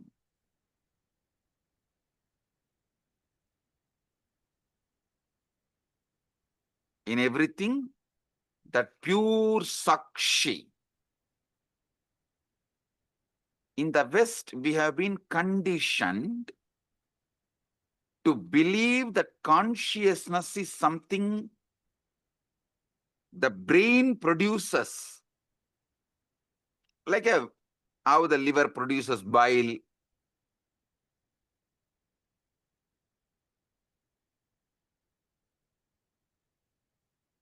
As if it is an epiphenomenon, the side effect of neural activity. How many of you understand this is not a complete, perfect, or truthful understanding?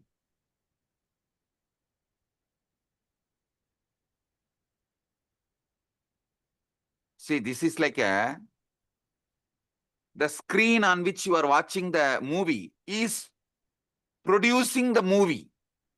If someone tells that screen on which you are watching the movie is only producing the movie, how foolish it is. Same way, the screen receives the signal and shows it.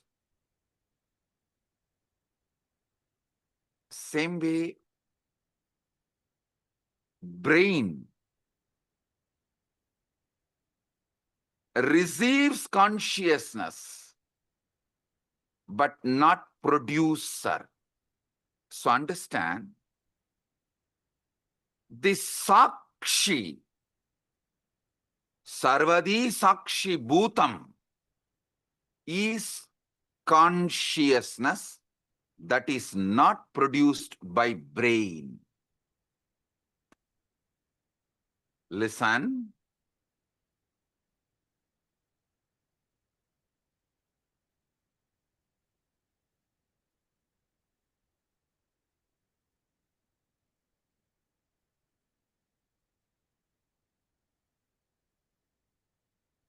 All Vedanta Sampradaya, Advaita, Dvaita, Visishtadvaita, Shankara Advaita, all of you should know, the classical Advaita is different from Shankara's Advaita. Many of you are thinking Shankara is the Acharya who promoted the Advaita. Sure, but his school of Advaita is not as the classical Advaita. If you go and see, read, his own guru's guru, Shankara's guru Govindabhata, Govindabhata's guru Gaudabhata. Gaudabhata's Mandukya Karika, if you read, you will get the glimpse of the classical Advaita.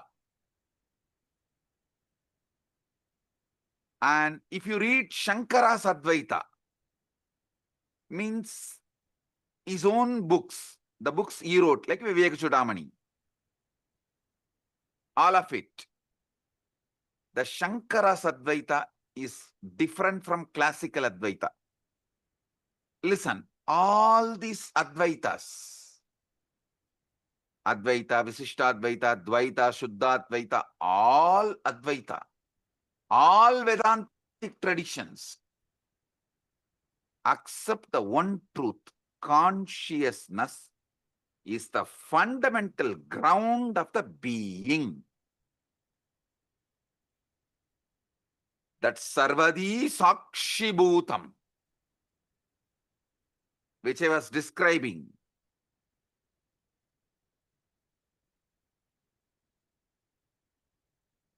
is the consciousness which is ground of all being.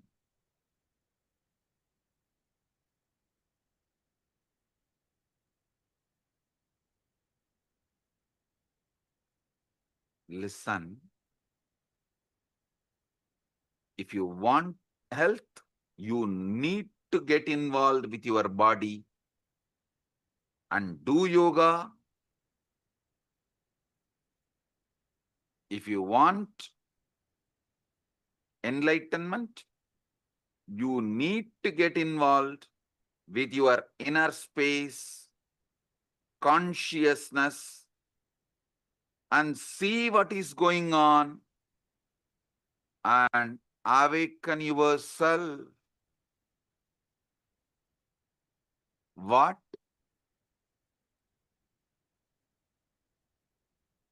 The Upanishads calls as Brahman or Paramashiva, Parandama.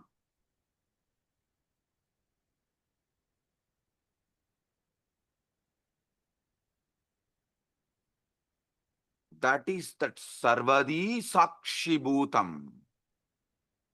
When that mirrors in individual being, we call it Atma. Atma is that Sarvadi Sakshi Bhutam in individual.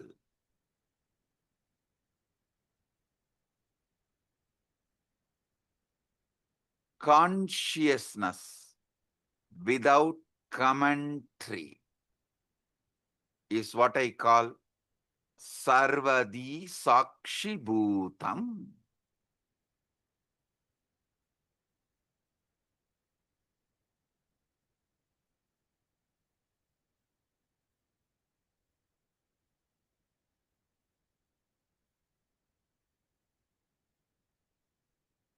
when you are in deep meditation,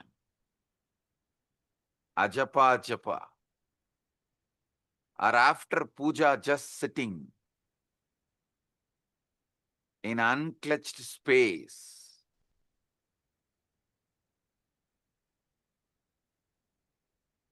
in that pure silence, sarvadi sakshibhutam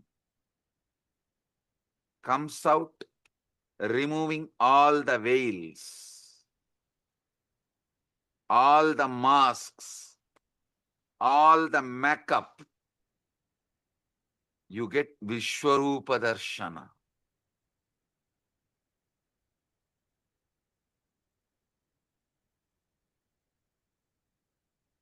You become vivid, real.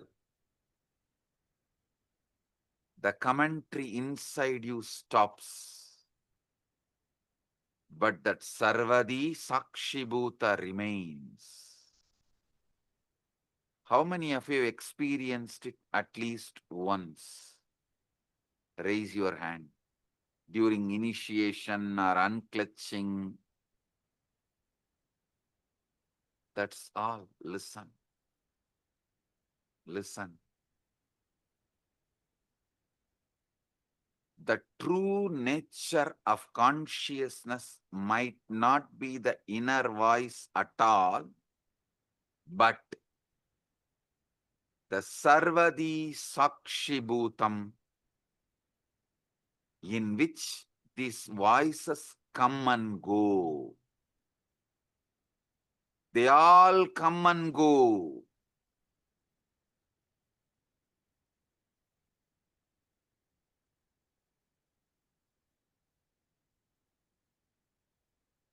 That Sarvadi Sakshibhutam is not the thoughts, but knowing of the thoughts. As soon as you try to grasp this pure awareness, to hold it, examine it, it slips away. It disappears. Like you try to hold the river in your hand, in your palms, it disappears. It slips away. The very act of trying to observe it turns it into an object which it can never be. So you can only be. The observer who observes the observer.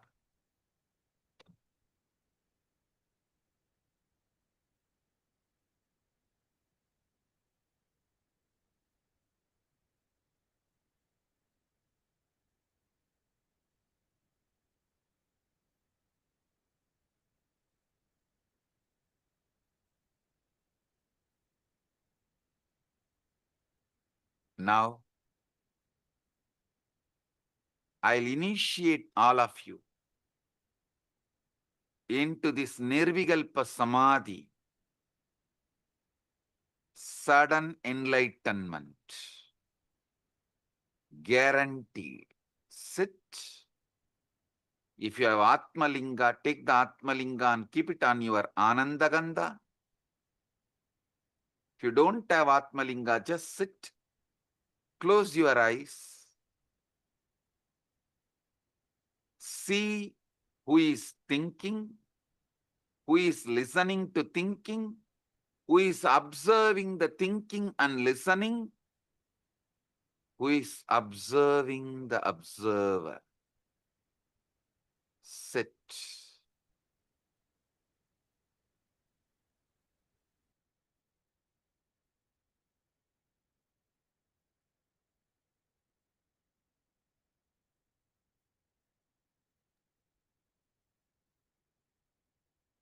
Sarvadi Sakshibhutam.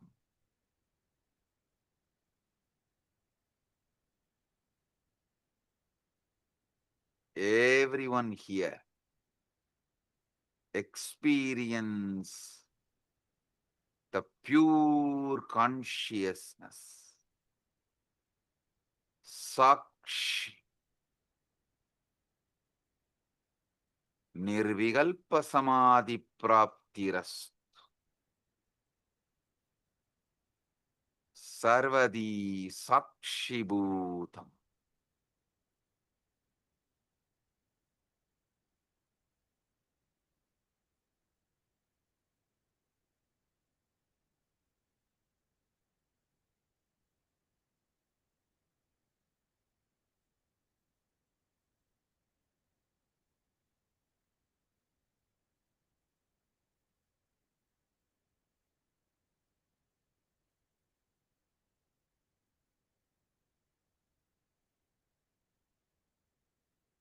Anecha degam manaso javiyo nainaddevo apnuvan purvamarshat tattavadoda jnanatyeti tishtattasmin nabo madarishvadatat. The motionless one faster than mind, and devas and senses could not overtake it, which ran before. Sitting it goes faster than those who run after it, by it all pervading.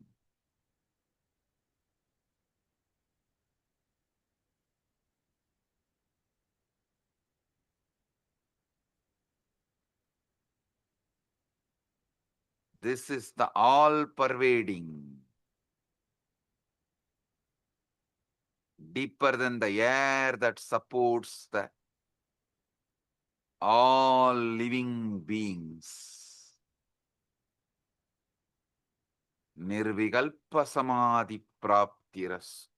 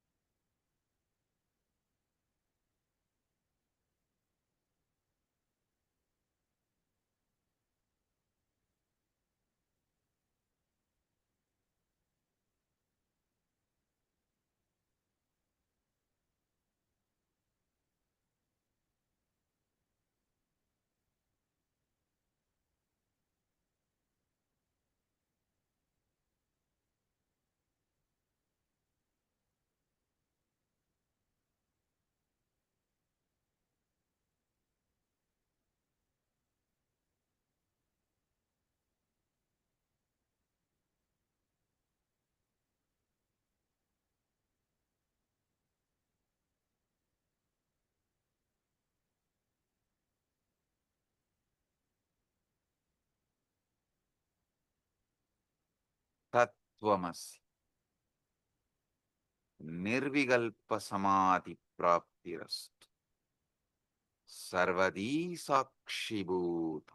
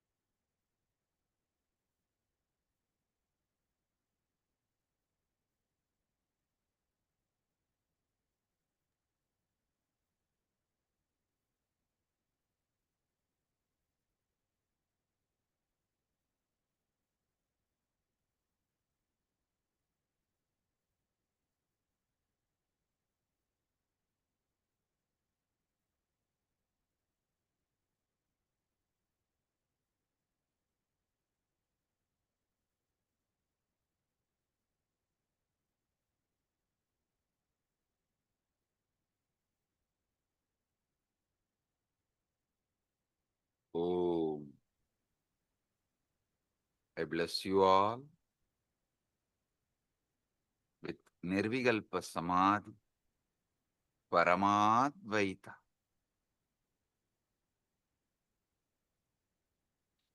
I'll continue to expand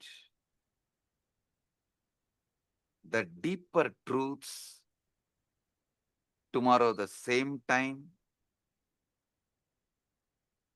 in the satsang.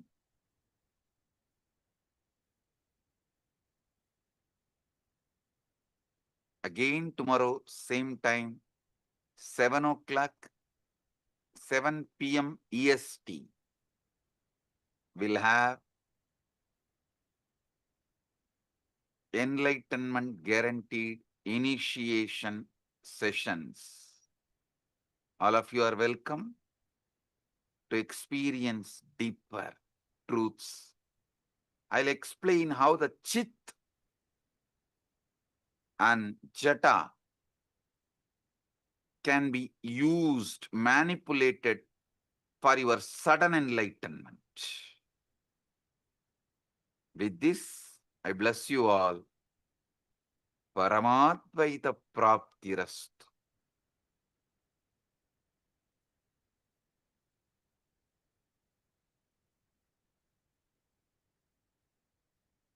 Blessings.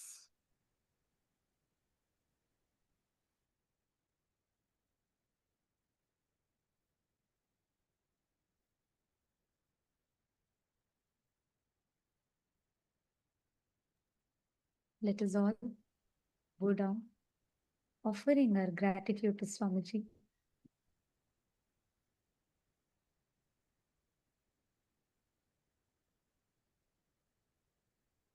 Revealing such profound truths for us to be able to understand our mind, understand our thinking. Actually, even before we all talk anything, can all of you take a moment? How many of you are feeling like that aha moment in you? You're like, oh my God, yes, yes, yes, yes. And for the first time, I was able to understand what this Chit Chata Granthi is so deeply, deeply engraved into the inner space, like so powerfully Swamiji has revealed every truth. I see all Chitsapa members waving your hands. Yes. Oh, Vinayaka he also has posted. He has posted this is the first time Chit-Chata Granthi hit me and got bolted inside me. So beautifully explained by Swamiji. Absolutely. And Divya has posted he understood it at an operational level. Yes.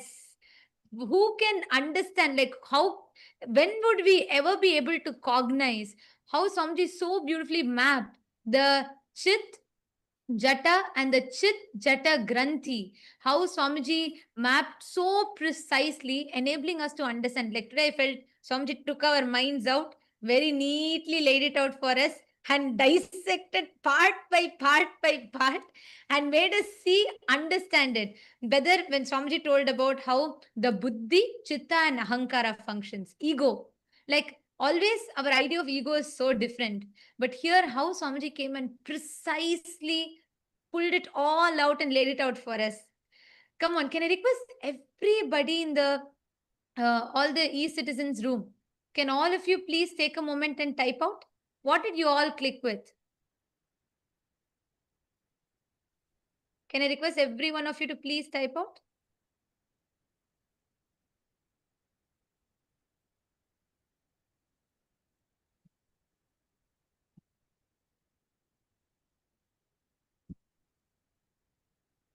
Requesting all of you to please take a moment, please type out.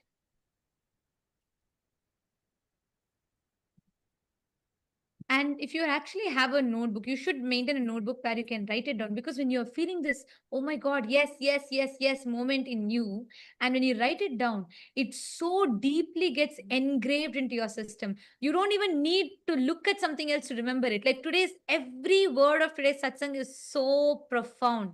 From the very beginning, how Swamiji revealed about the thinking process in us, what we think, the autopilot mode. We think, we assume responsibility even when our mind, when our thinking happens. The listener and the thinking, both are happening in autopilot mode.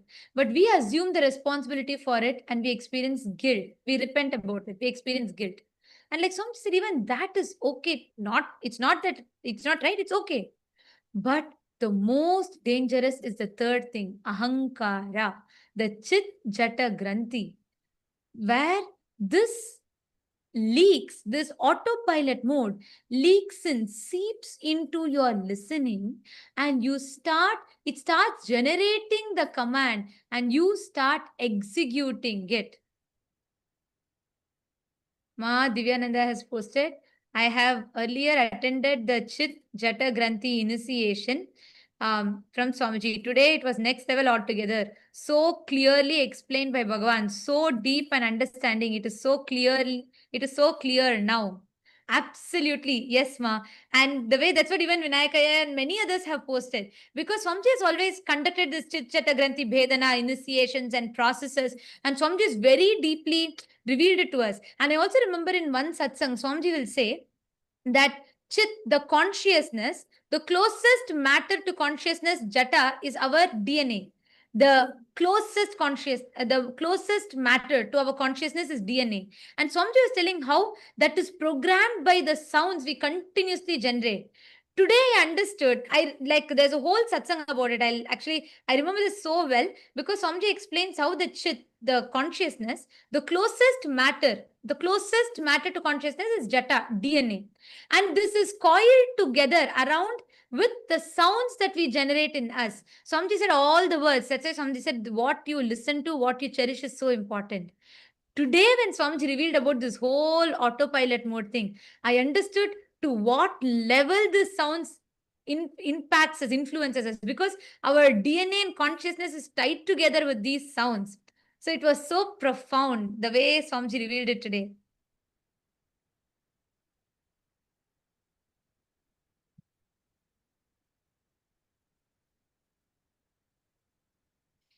And yes, can I request all the others, even Paramashiva Sena participants, can I request you all to take a moment, write it down? What did each of you understand? And once you have written down, you are welcome to come up and share your clicks. If you allow me, I can go on for the next 1 hour because I'm like so excited with every truth about Swamiji's words, every single truth that Swamiji revealed today. But I also like to request and have all of you come up and share your clicks, because this is a space in which power manifestation happens. How many of you are feeling so fresh? Like your whole brain is feeling so fresh, so wow, so aware and so conscious? Exactly. The initiation is so powerful. The way how Swamiji laid it out for us. Anyone in Saint Kitts wants to come up and share?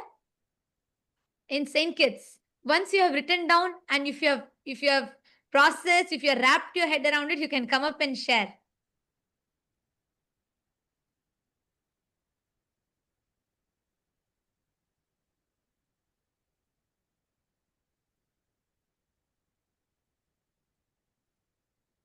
Yes, I am seeing so many messages here.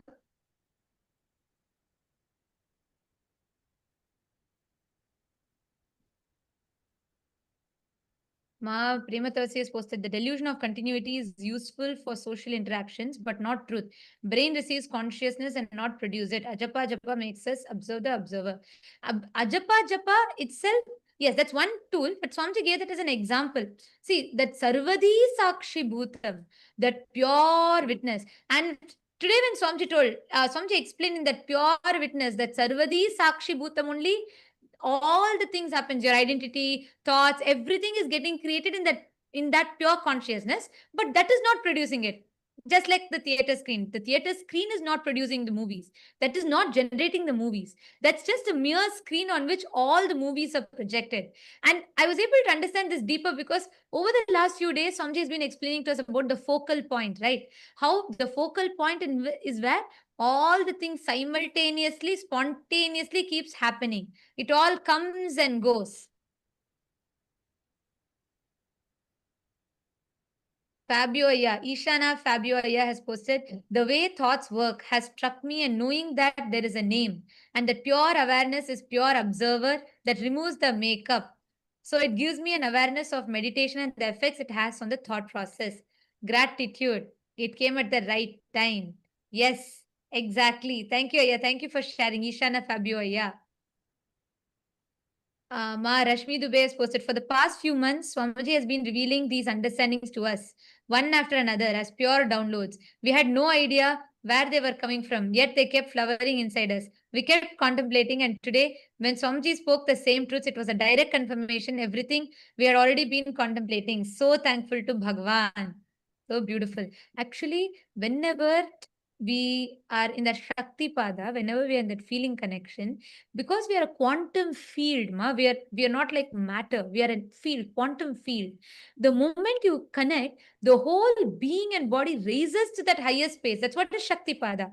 And in that Shakti Pada, you are able to receive from Swamiji with 10 times more intensity. I don't even think 10 times is it's there's like, it is just instantly you'll be able to receive these experiences from Swamiji. That's what you have shared. Yes, my Isabel has posted, who's thinking, who's listening, and who's seeking. Sarvadhi Sakshi Bhutam. The beautiful explanation, Ma Jalandhara Sita has posted, the beautiful explanation of Sarvadhi Sakshi Bhutam. We chanted, but knowing what it truly means, the depth Swamiji explained, wow. Consciousness without commentary, that pure awareness, pure witness. Yes. For me, the best example was Ajapa Japama. When Swamiji said, like, that is so true, we chant. And when we are continuously chanting, like for example, whenever we manifest powers or whenever you do the Ajapa Japa of Mahavakya, we chant. And I have observed that, there's a part of me that is observing. But for the first time, I cognize that means there is another part of me that's observing my own observer. There is a part of us that's deep inside, pure Sakshi, witness, observing the observer. Yes, that is so beautiful.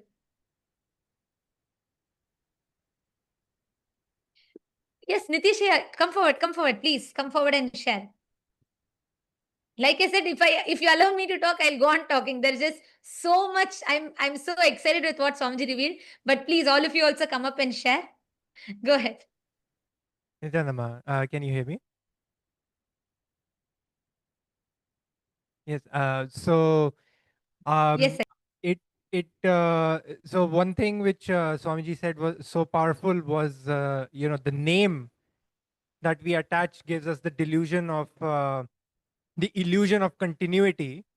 It generated the click in me that the name is kind of we are attaching this label on ourselves, or it has been attached to us, that label, and that is what is going from moment to moment, Nitish, Nitish, Nitish, Nitish, and that's what's just kind of solidifying that identity.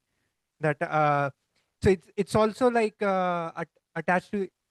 You can also think of it like the conclusions that we keep forming, the labels that we form on different things in around us, and those labels are what solidify everything as it is. And that gives us the illusion of continuity from moment to moment, and that's what keeps us in the either in the past, holding on to the dead past. So the Nitish 1 minute ago, or even 1 moment ago, is a dead past. So but that Nitish that carries forward in my consciousness, that label is what is giving me the illusion of continuity, and that's why I would stay the same, not grow. That would hold me back. But if if I become aware of that, then that's what lets me grow and actually experience Paramashivatva, eternity, as Swamiji said.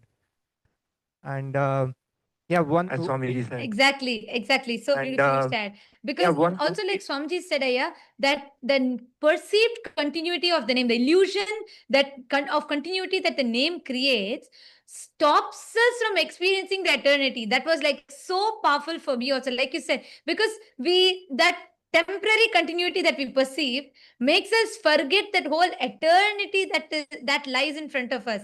And somebody told that our body is not the same, our thoughts are not the same, nothing, our emotions are not the same. Even our memories are fabricated. That, like somebody said, even our memories are fabricated. Yet, just this name gives us that perceived sense of continuity, which stops us from experiencing eternity. That was profound. Go ahead. Go ahead, please.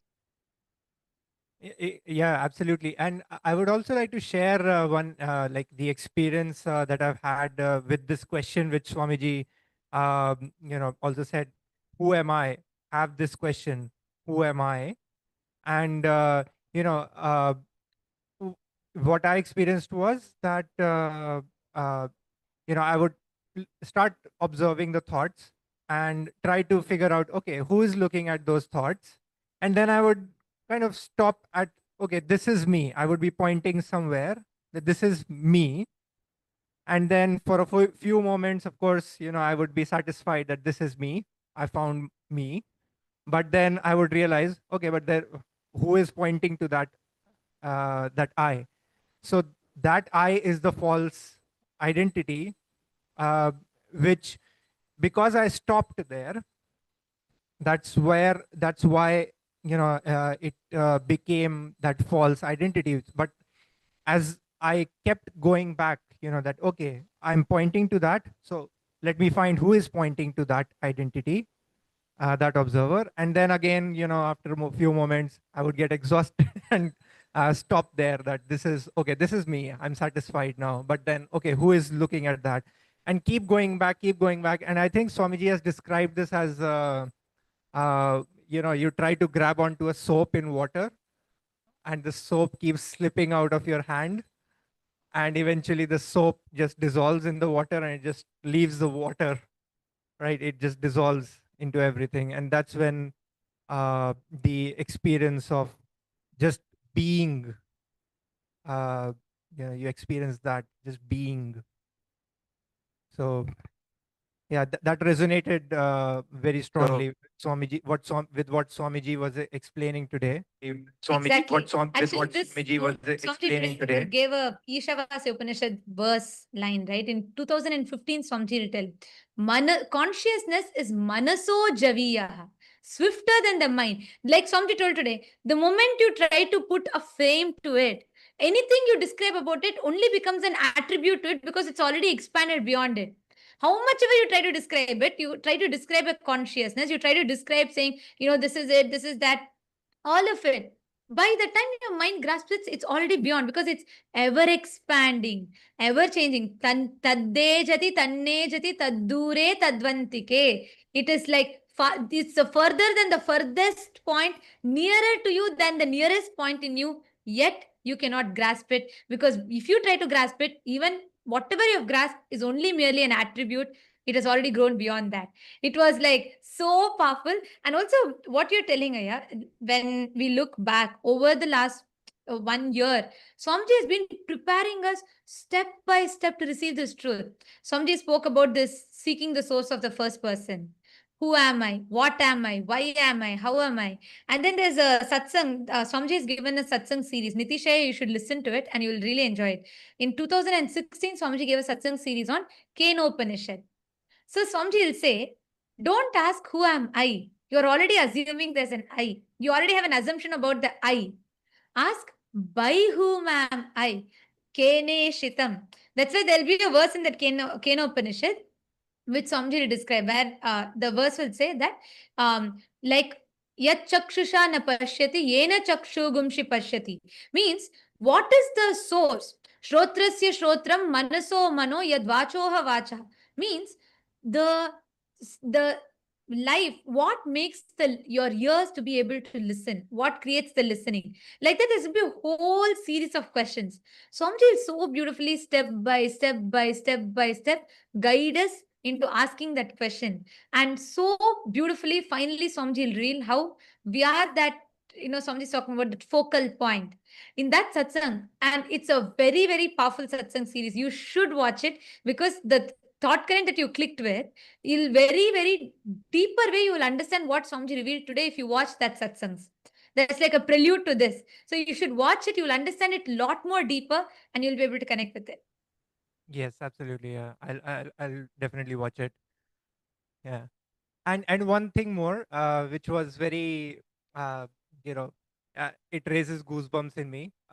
Today, when Swamiji was when he started the initiation, he used the word. He said many lines, but there was one word: motionless, but faster than light. This paradoxical, this kind of a thing. It just gives you it takes you beyond logic, and trying it kind of connects you to uh, the expansiveness of this state that Swamiji is initiating us into, motionless but faster than light.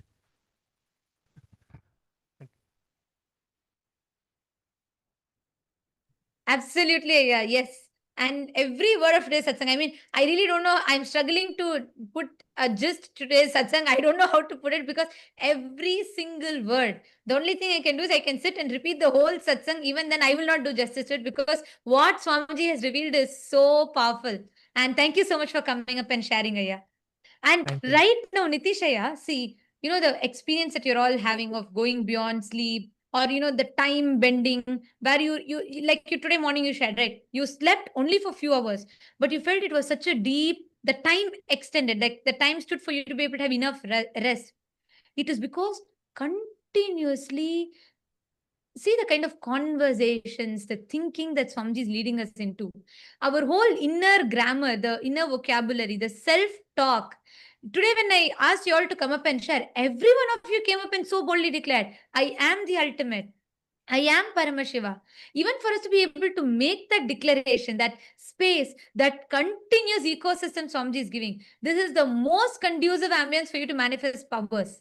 So, right now, sit, pick up any power you want. Just sit, explore with that powers. Just play with that powers. You will have a breakthrough. Okay. Yes. Yes.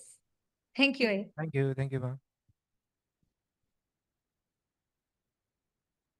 Yes.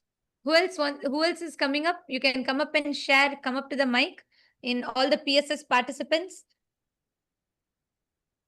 And to all the e-citizens, every one of you that have logged in here in the e-citizens room, for all of you to experience this, you all can come attend the Paramashiva Sena. You can make this as an experience for you because Swamiji is literally gifting us the science. He's making it, not just Swamiji is revealing it to us, he's literally boldening it inside us, making us manifest powers, making us understand, cognize, and experientially live it. Yes. Vinayakaya, do you want to share? Because I see continuously you've posted so many messages. I think you can better come and share. Go ahead. Nityanandamma. Yeah, it's an amazing satsang. Means out of the world. This was like super good satsang. It was. I don't have really words to just soaking everything. And finally, what Swamiji said. Actually, I think it was in the Shvetottara Agama. I think he says that the sound where Paramashiva explains to Devi, where Swamiji is explaining that the sound is the original sin. So Swamiji is trying to explain that one, and that is when I understood, oh yeah, these words, the Chikjata Granti, the words which have been formed because of the Granti, and that is one of, and Swamiji basically beautifully said it is the Granti, that Chikjata Granti is what is the root cause of all our problems, and that is formed by all these opinions, words which you keep on hearing and which you keep on talking to yourself. So that is when I also understood that one, and yeah, amazing one is that yeah, name gives us the delusion of continuity, right, and stops you from experiencing nitya. Yeah, so it's too good today. It's too good. Yeah, wonderful. Absolutely. Yeah, wonderful. Yes, yeah. And actually, each of these truths, when we sit and share, right now, actually, all of us can do it. When we sit and question these conclusions or the understandings we have, we will delve even deeper into what Swamiji Yes, has ma'am. revealed. And that's always because when Swamiji talks, Like Yes. the same satsang, if I go back now and watch the Ishavasya Upanishad satsangs from 2015, I'll have a much more deeper understanding of it. Because that's why every time, like when Sir Sam Swamiji revealed about seeking the source of first person, my understanding of it was to one extent, like, okay, trying to explore who am I, what am I. But now when I look back, or the same example I gave, right, the jata being the closest to the consciousness, the DNA being closest to consciousness and being tied by sound, I grasped it only to one extent at that time. But today I understood, oh God, this is what Swamiji has been saying. When Swamiji told your DNA and consciousness are tied together by the sound, that is the granthi that forms. And I was like mind blown. We understand it only from the level that we are in. And that's why the more and more we keep re-listening again and again, we go deeper. Absolutely, Ma. Absolutely. Yeah. Especially the Kenop, all the Upanishad talks, right? It's like, it's literally the best pastime to have, the bestest pastime to have. Bestest pastime to have. Yes, absolutely. Yes, thank you so much for sharing, Aya. Thank you so much for coming up and sharing and putting it beautifully. And all of you, everyone, see, even in the Rajya Sabha room, can I request all of you also to type it out?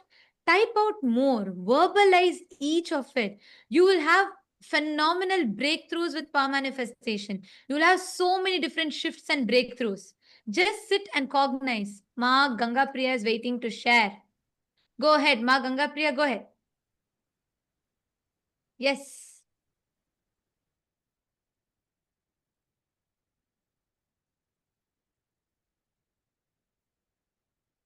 Consciousness Ma, no audio is coming through. Consciousness is from the brain.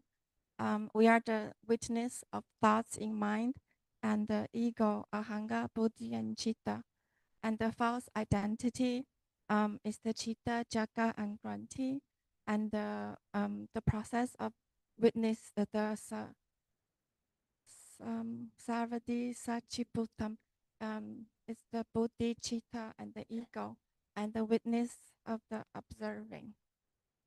And the witness of the observing. Yes, just one small correction. Swamiji told, see, you said consciousness is from the brain. Swamiji said no.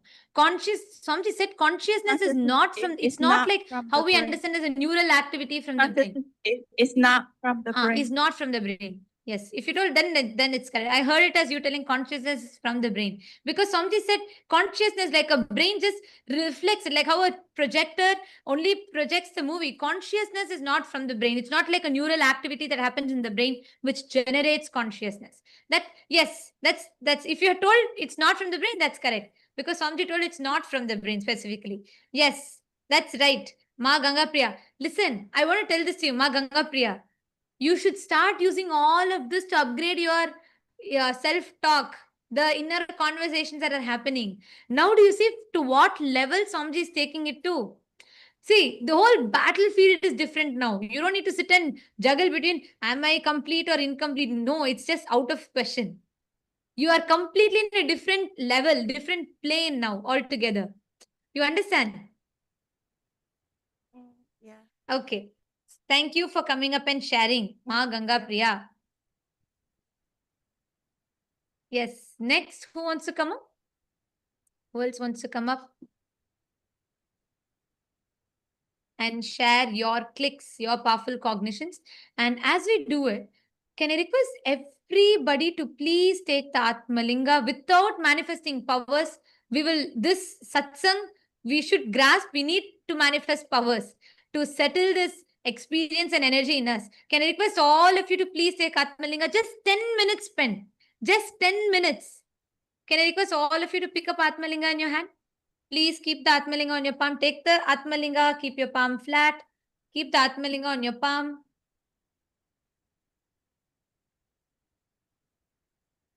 Yes. And just, you only need to do one thing. Just sit. Don't try to do you don't need to consciously intervene and try and do something. You're going to be just sitting and intensely remembering the words. automatically the consciousness will just manifest and you'll have a breakthrough. Ma Pamela Singh, Nityanandam. Ma Pamela Singh. You also sit, hold the Atmalinga and manifest. Just 10 minutes. Bhupendra Ghoderavaya. I'm not understanding your question. What is the IA? I'm not understanding. What you're saying, Aya? 3 IAs means? Are you asking about the 3 things that Swamiji revealed? The Chit, the Jata and Chit Chata Granthi. Is that what you're asking about, Aya? But you've put that last word you put, I'm not understanding. So please, if you could clarify the question, I'll be able to answer that.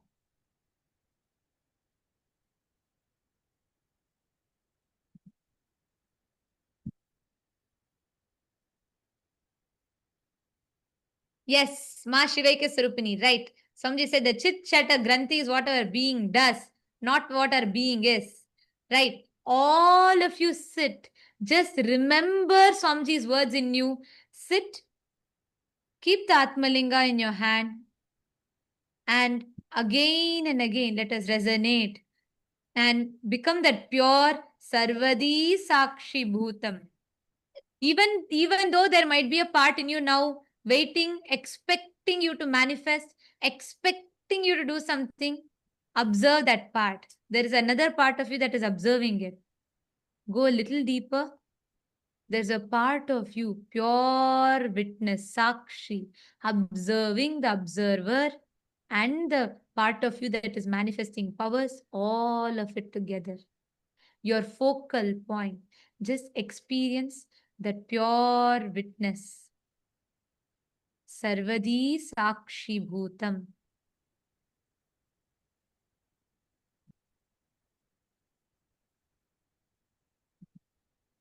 And as you're continuing to manifest, chant the Mahavakya. Don't try to consciously do something. Don't try to do anything. Just relax into that space. Be a pure witness.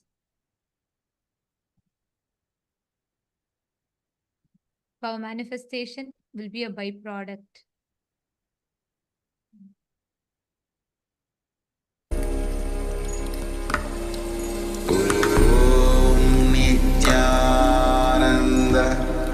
Paramashivoham Paramashivoham Om Nityananda Paramashivoham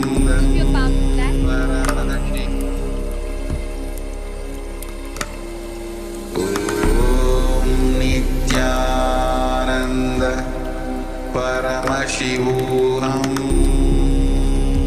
Paramashivoham Om Nityananda Paramashivoham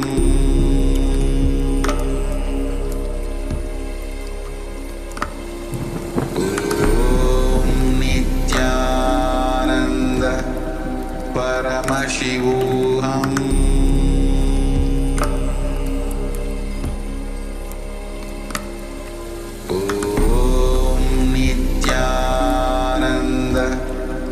Paramashivoham Paramashivoham Om Nityananda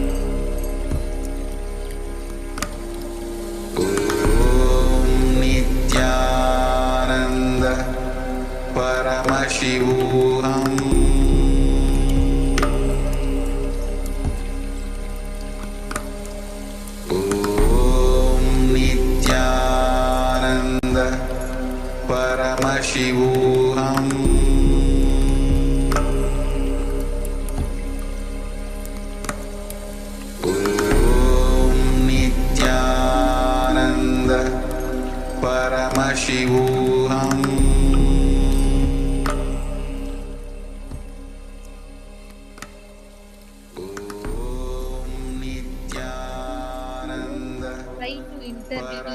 Don't try to do anything. Just resonate with the satsang deeply.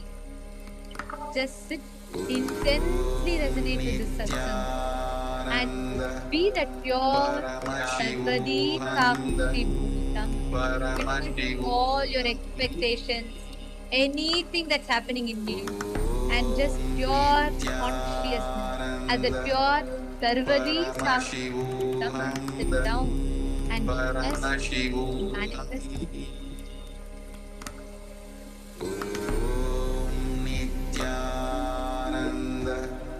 Paramashivohananda, Paramashivoham. Om Nityananda, Paramashivohananda, Paramashivoham. Om Nityananda, Paramashivoham.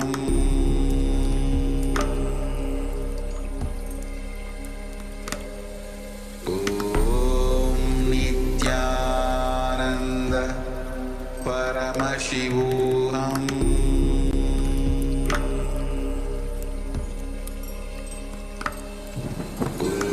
Om Nityananda, Paramashivoham.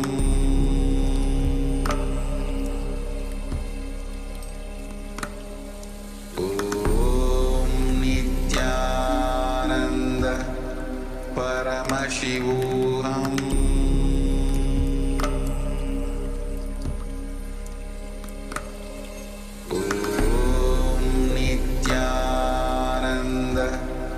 Paramashivoham.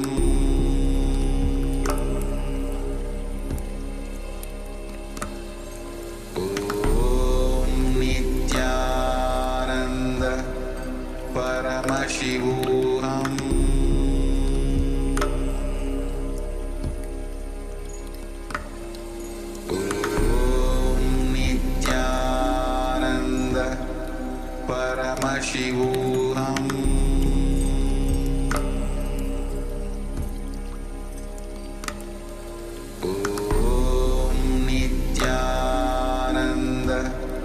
Paramashivoham.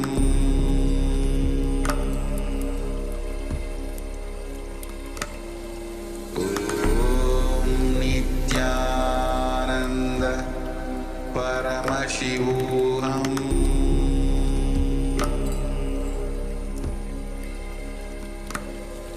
Om Nityananda, Paramashivoham.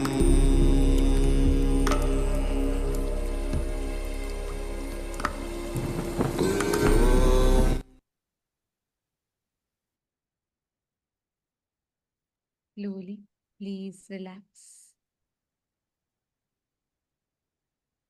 Just settle down in this powerful space and don't have any other distractions, any other conversations. Just when you go back, continue to think deeply because tomorrow we're going to go deeper into these truths.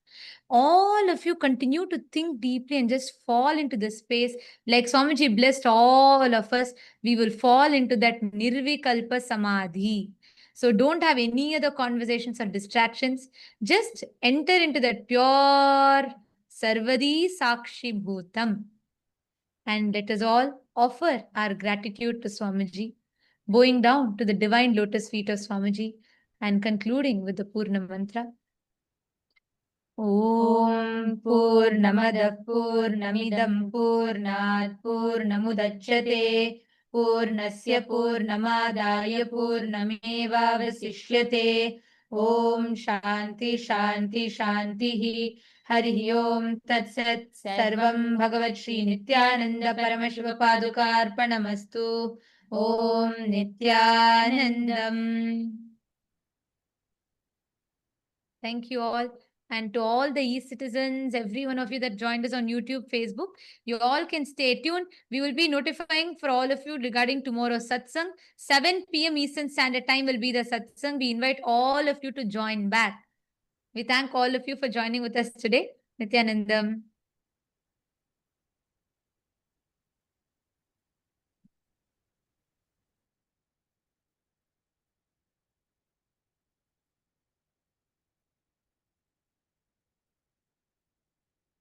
Established since 2002 in the United States of America, the United Ancient Nations is an intergovernmental organization currently made up of 160 plus members and indigenous nations. The UAN and its work are guided by the purposes and principles contained in its founding charter. The UAN is a manifestation of the profound connection amongst indigenous peoples across the world, including African, Andean, American, European, Caribbean, Oceanic, and Asian regions, rooted in shared wisdom, sustainable practices, and deep reverence for the earth. The United Ancient Nations serves as an international cultural and diplomatic organization focused on uniting indigenous cultures globally. Our governance structure is council-based without territorial claims, led by a collective leadership through our General Secretariat. As a non-state entity with UN-style advocacy, we focus on several key areas: cultural and digital heritage preservation, indigenous diplomacy, revival of indigenous knowledge systems to solve humanity's problems, global peace, environmental preservation, health and wellness, sustained economic development, indigenous and cultural tourism.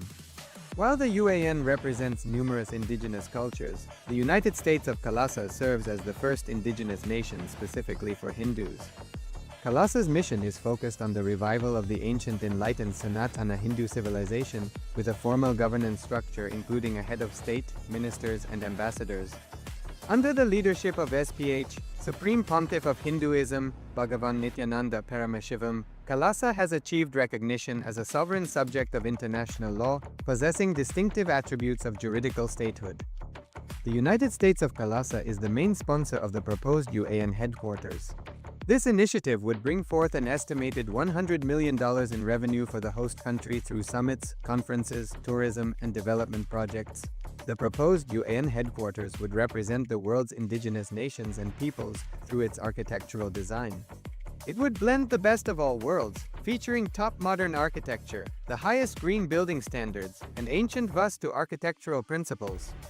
This headquarters would serve as a central hub for indigenous diplomacy, cultural preservation, and collaborative efforts towards sustainable development and global peace. Through this initiative, we aim to create a dignified platform for indigenous leadership rooted in ancestral wisdom, cultural legitimacy, and collaborative innovation, enhancing global dialogue and regional stability. The establishment of the UAN headquarters would position a host country at the forefront of a global movement promoting indigenous wisdom while creating significant economic opportunities for the nation and its people.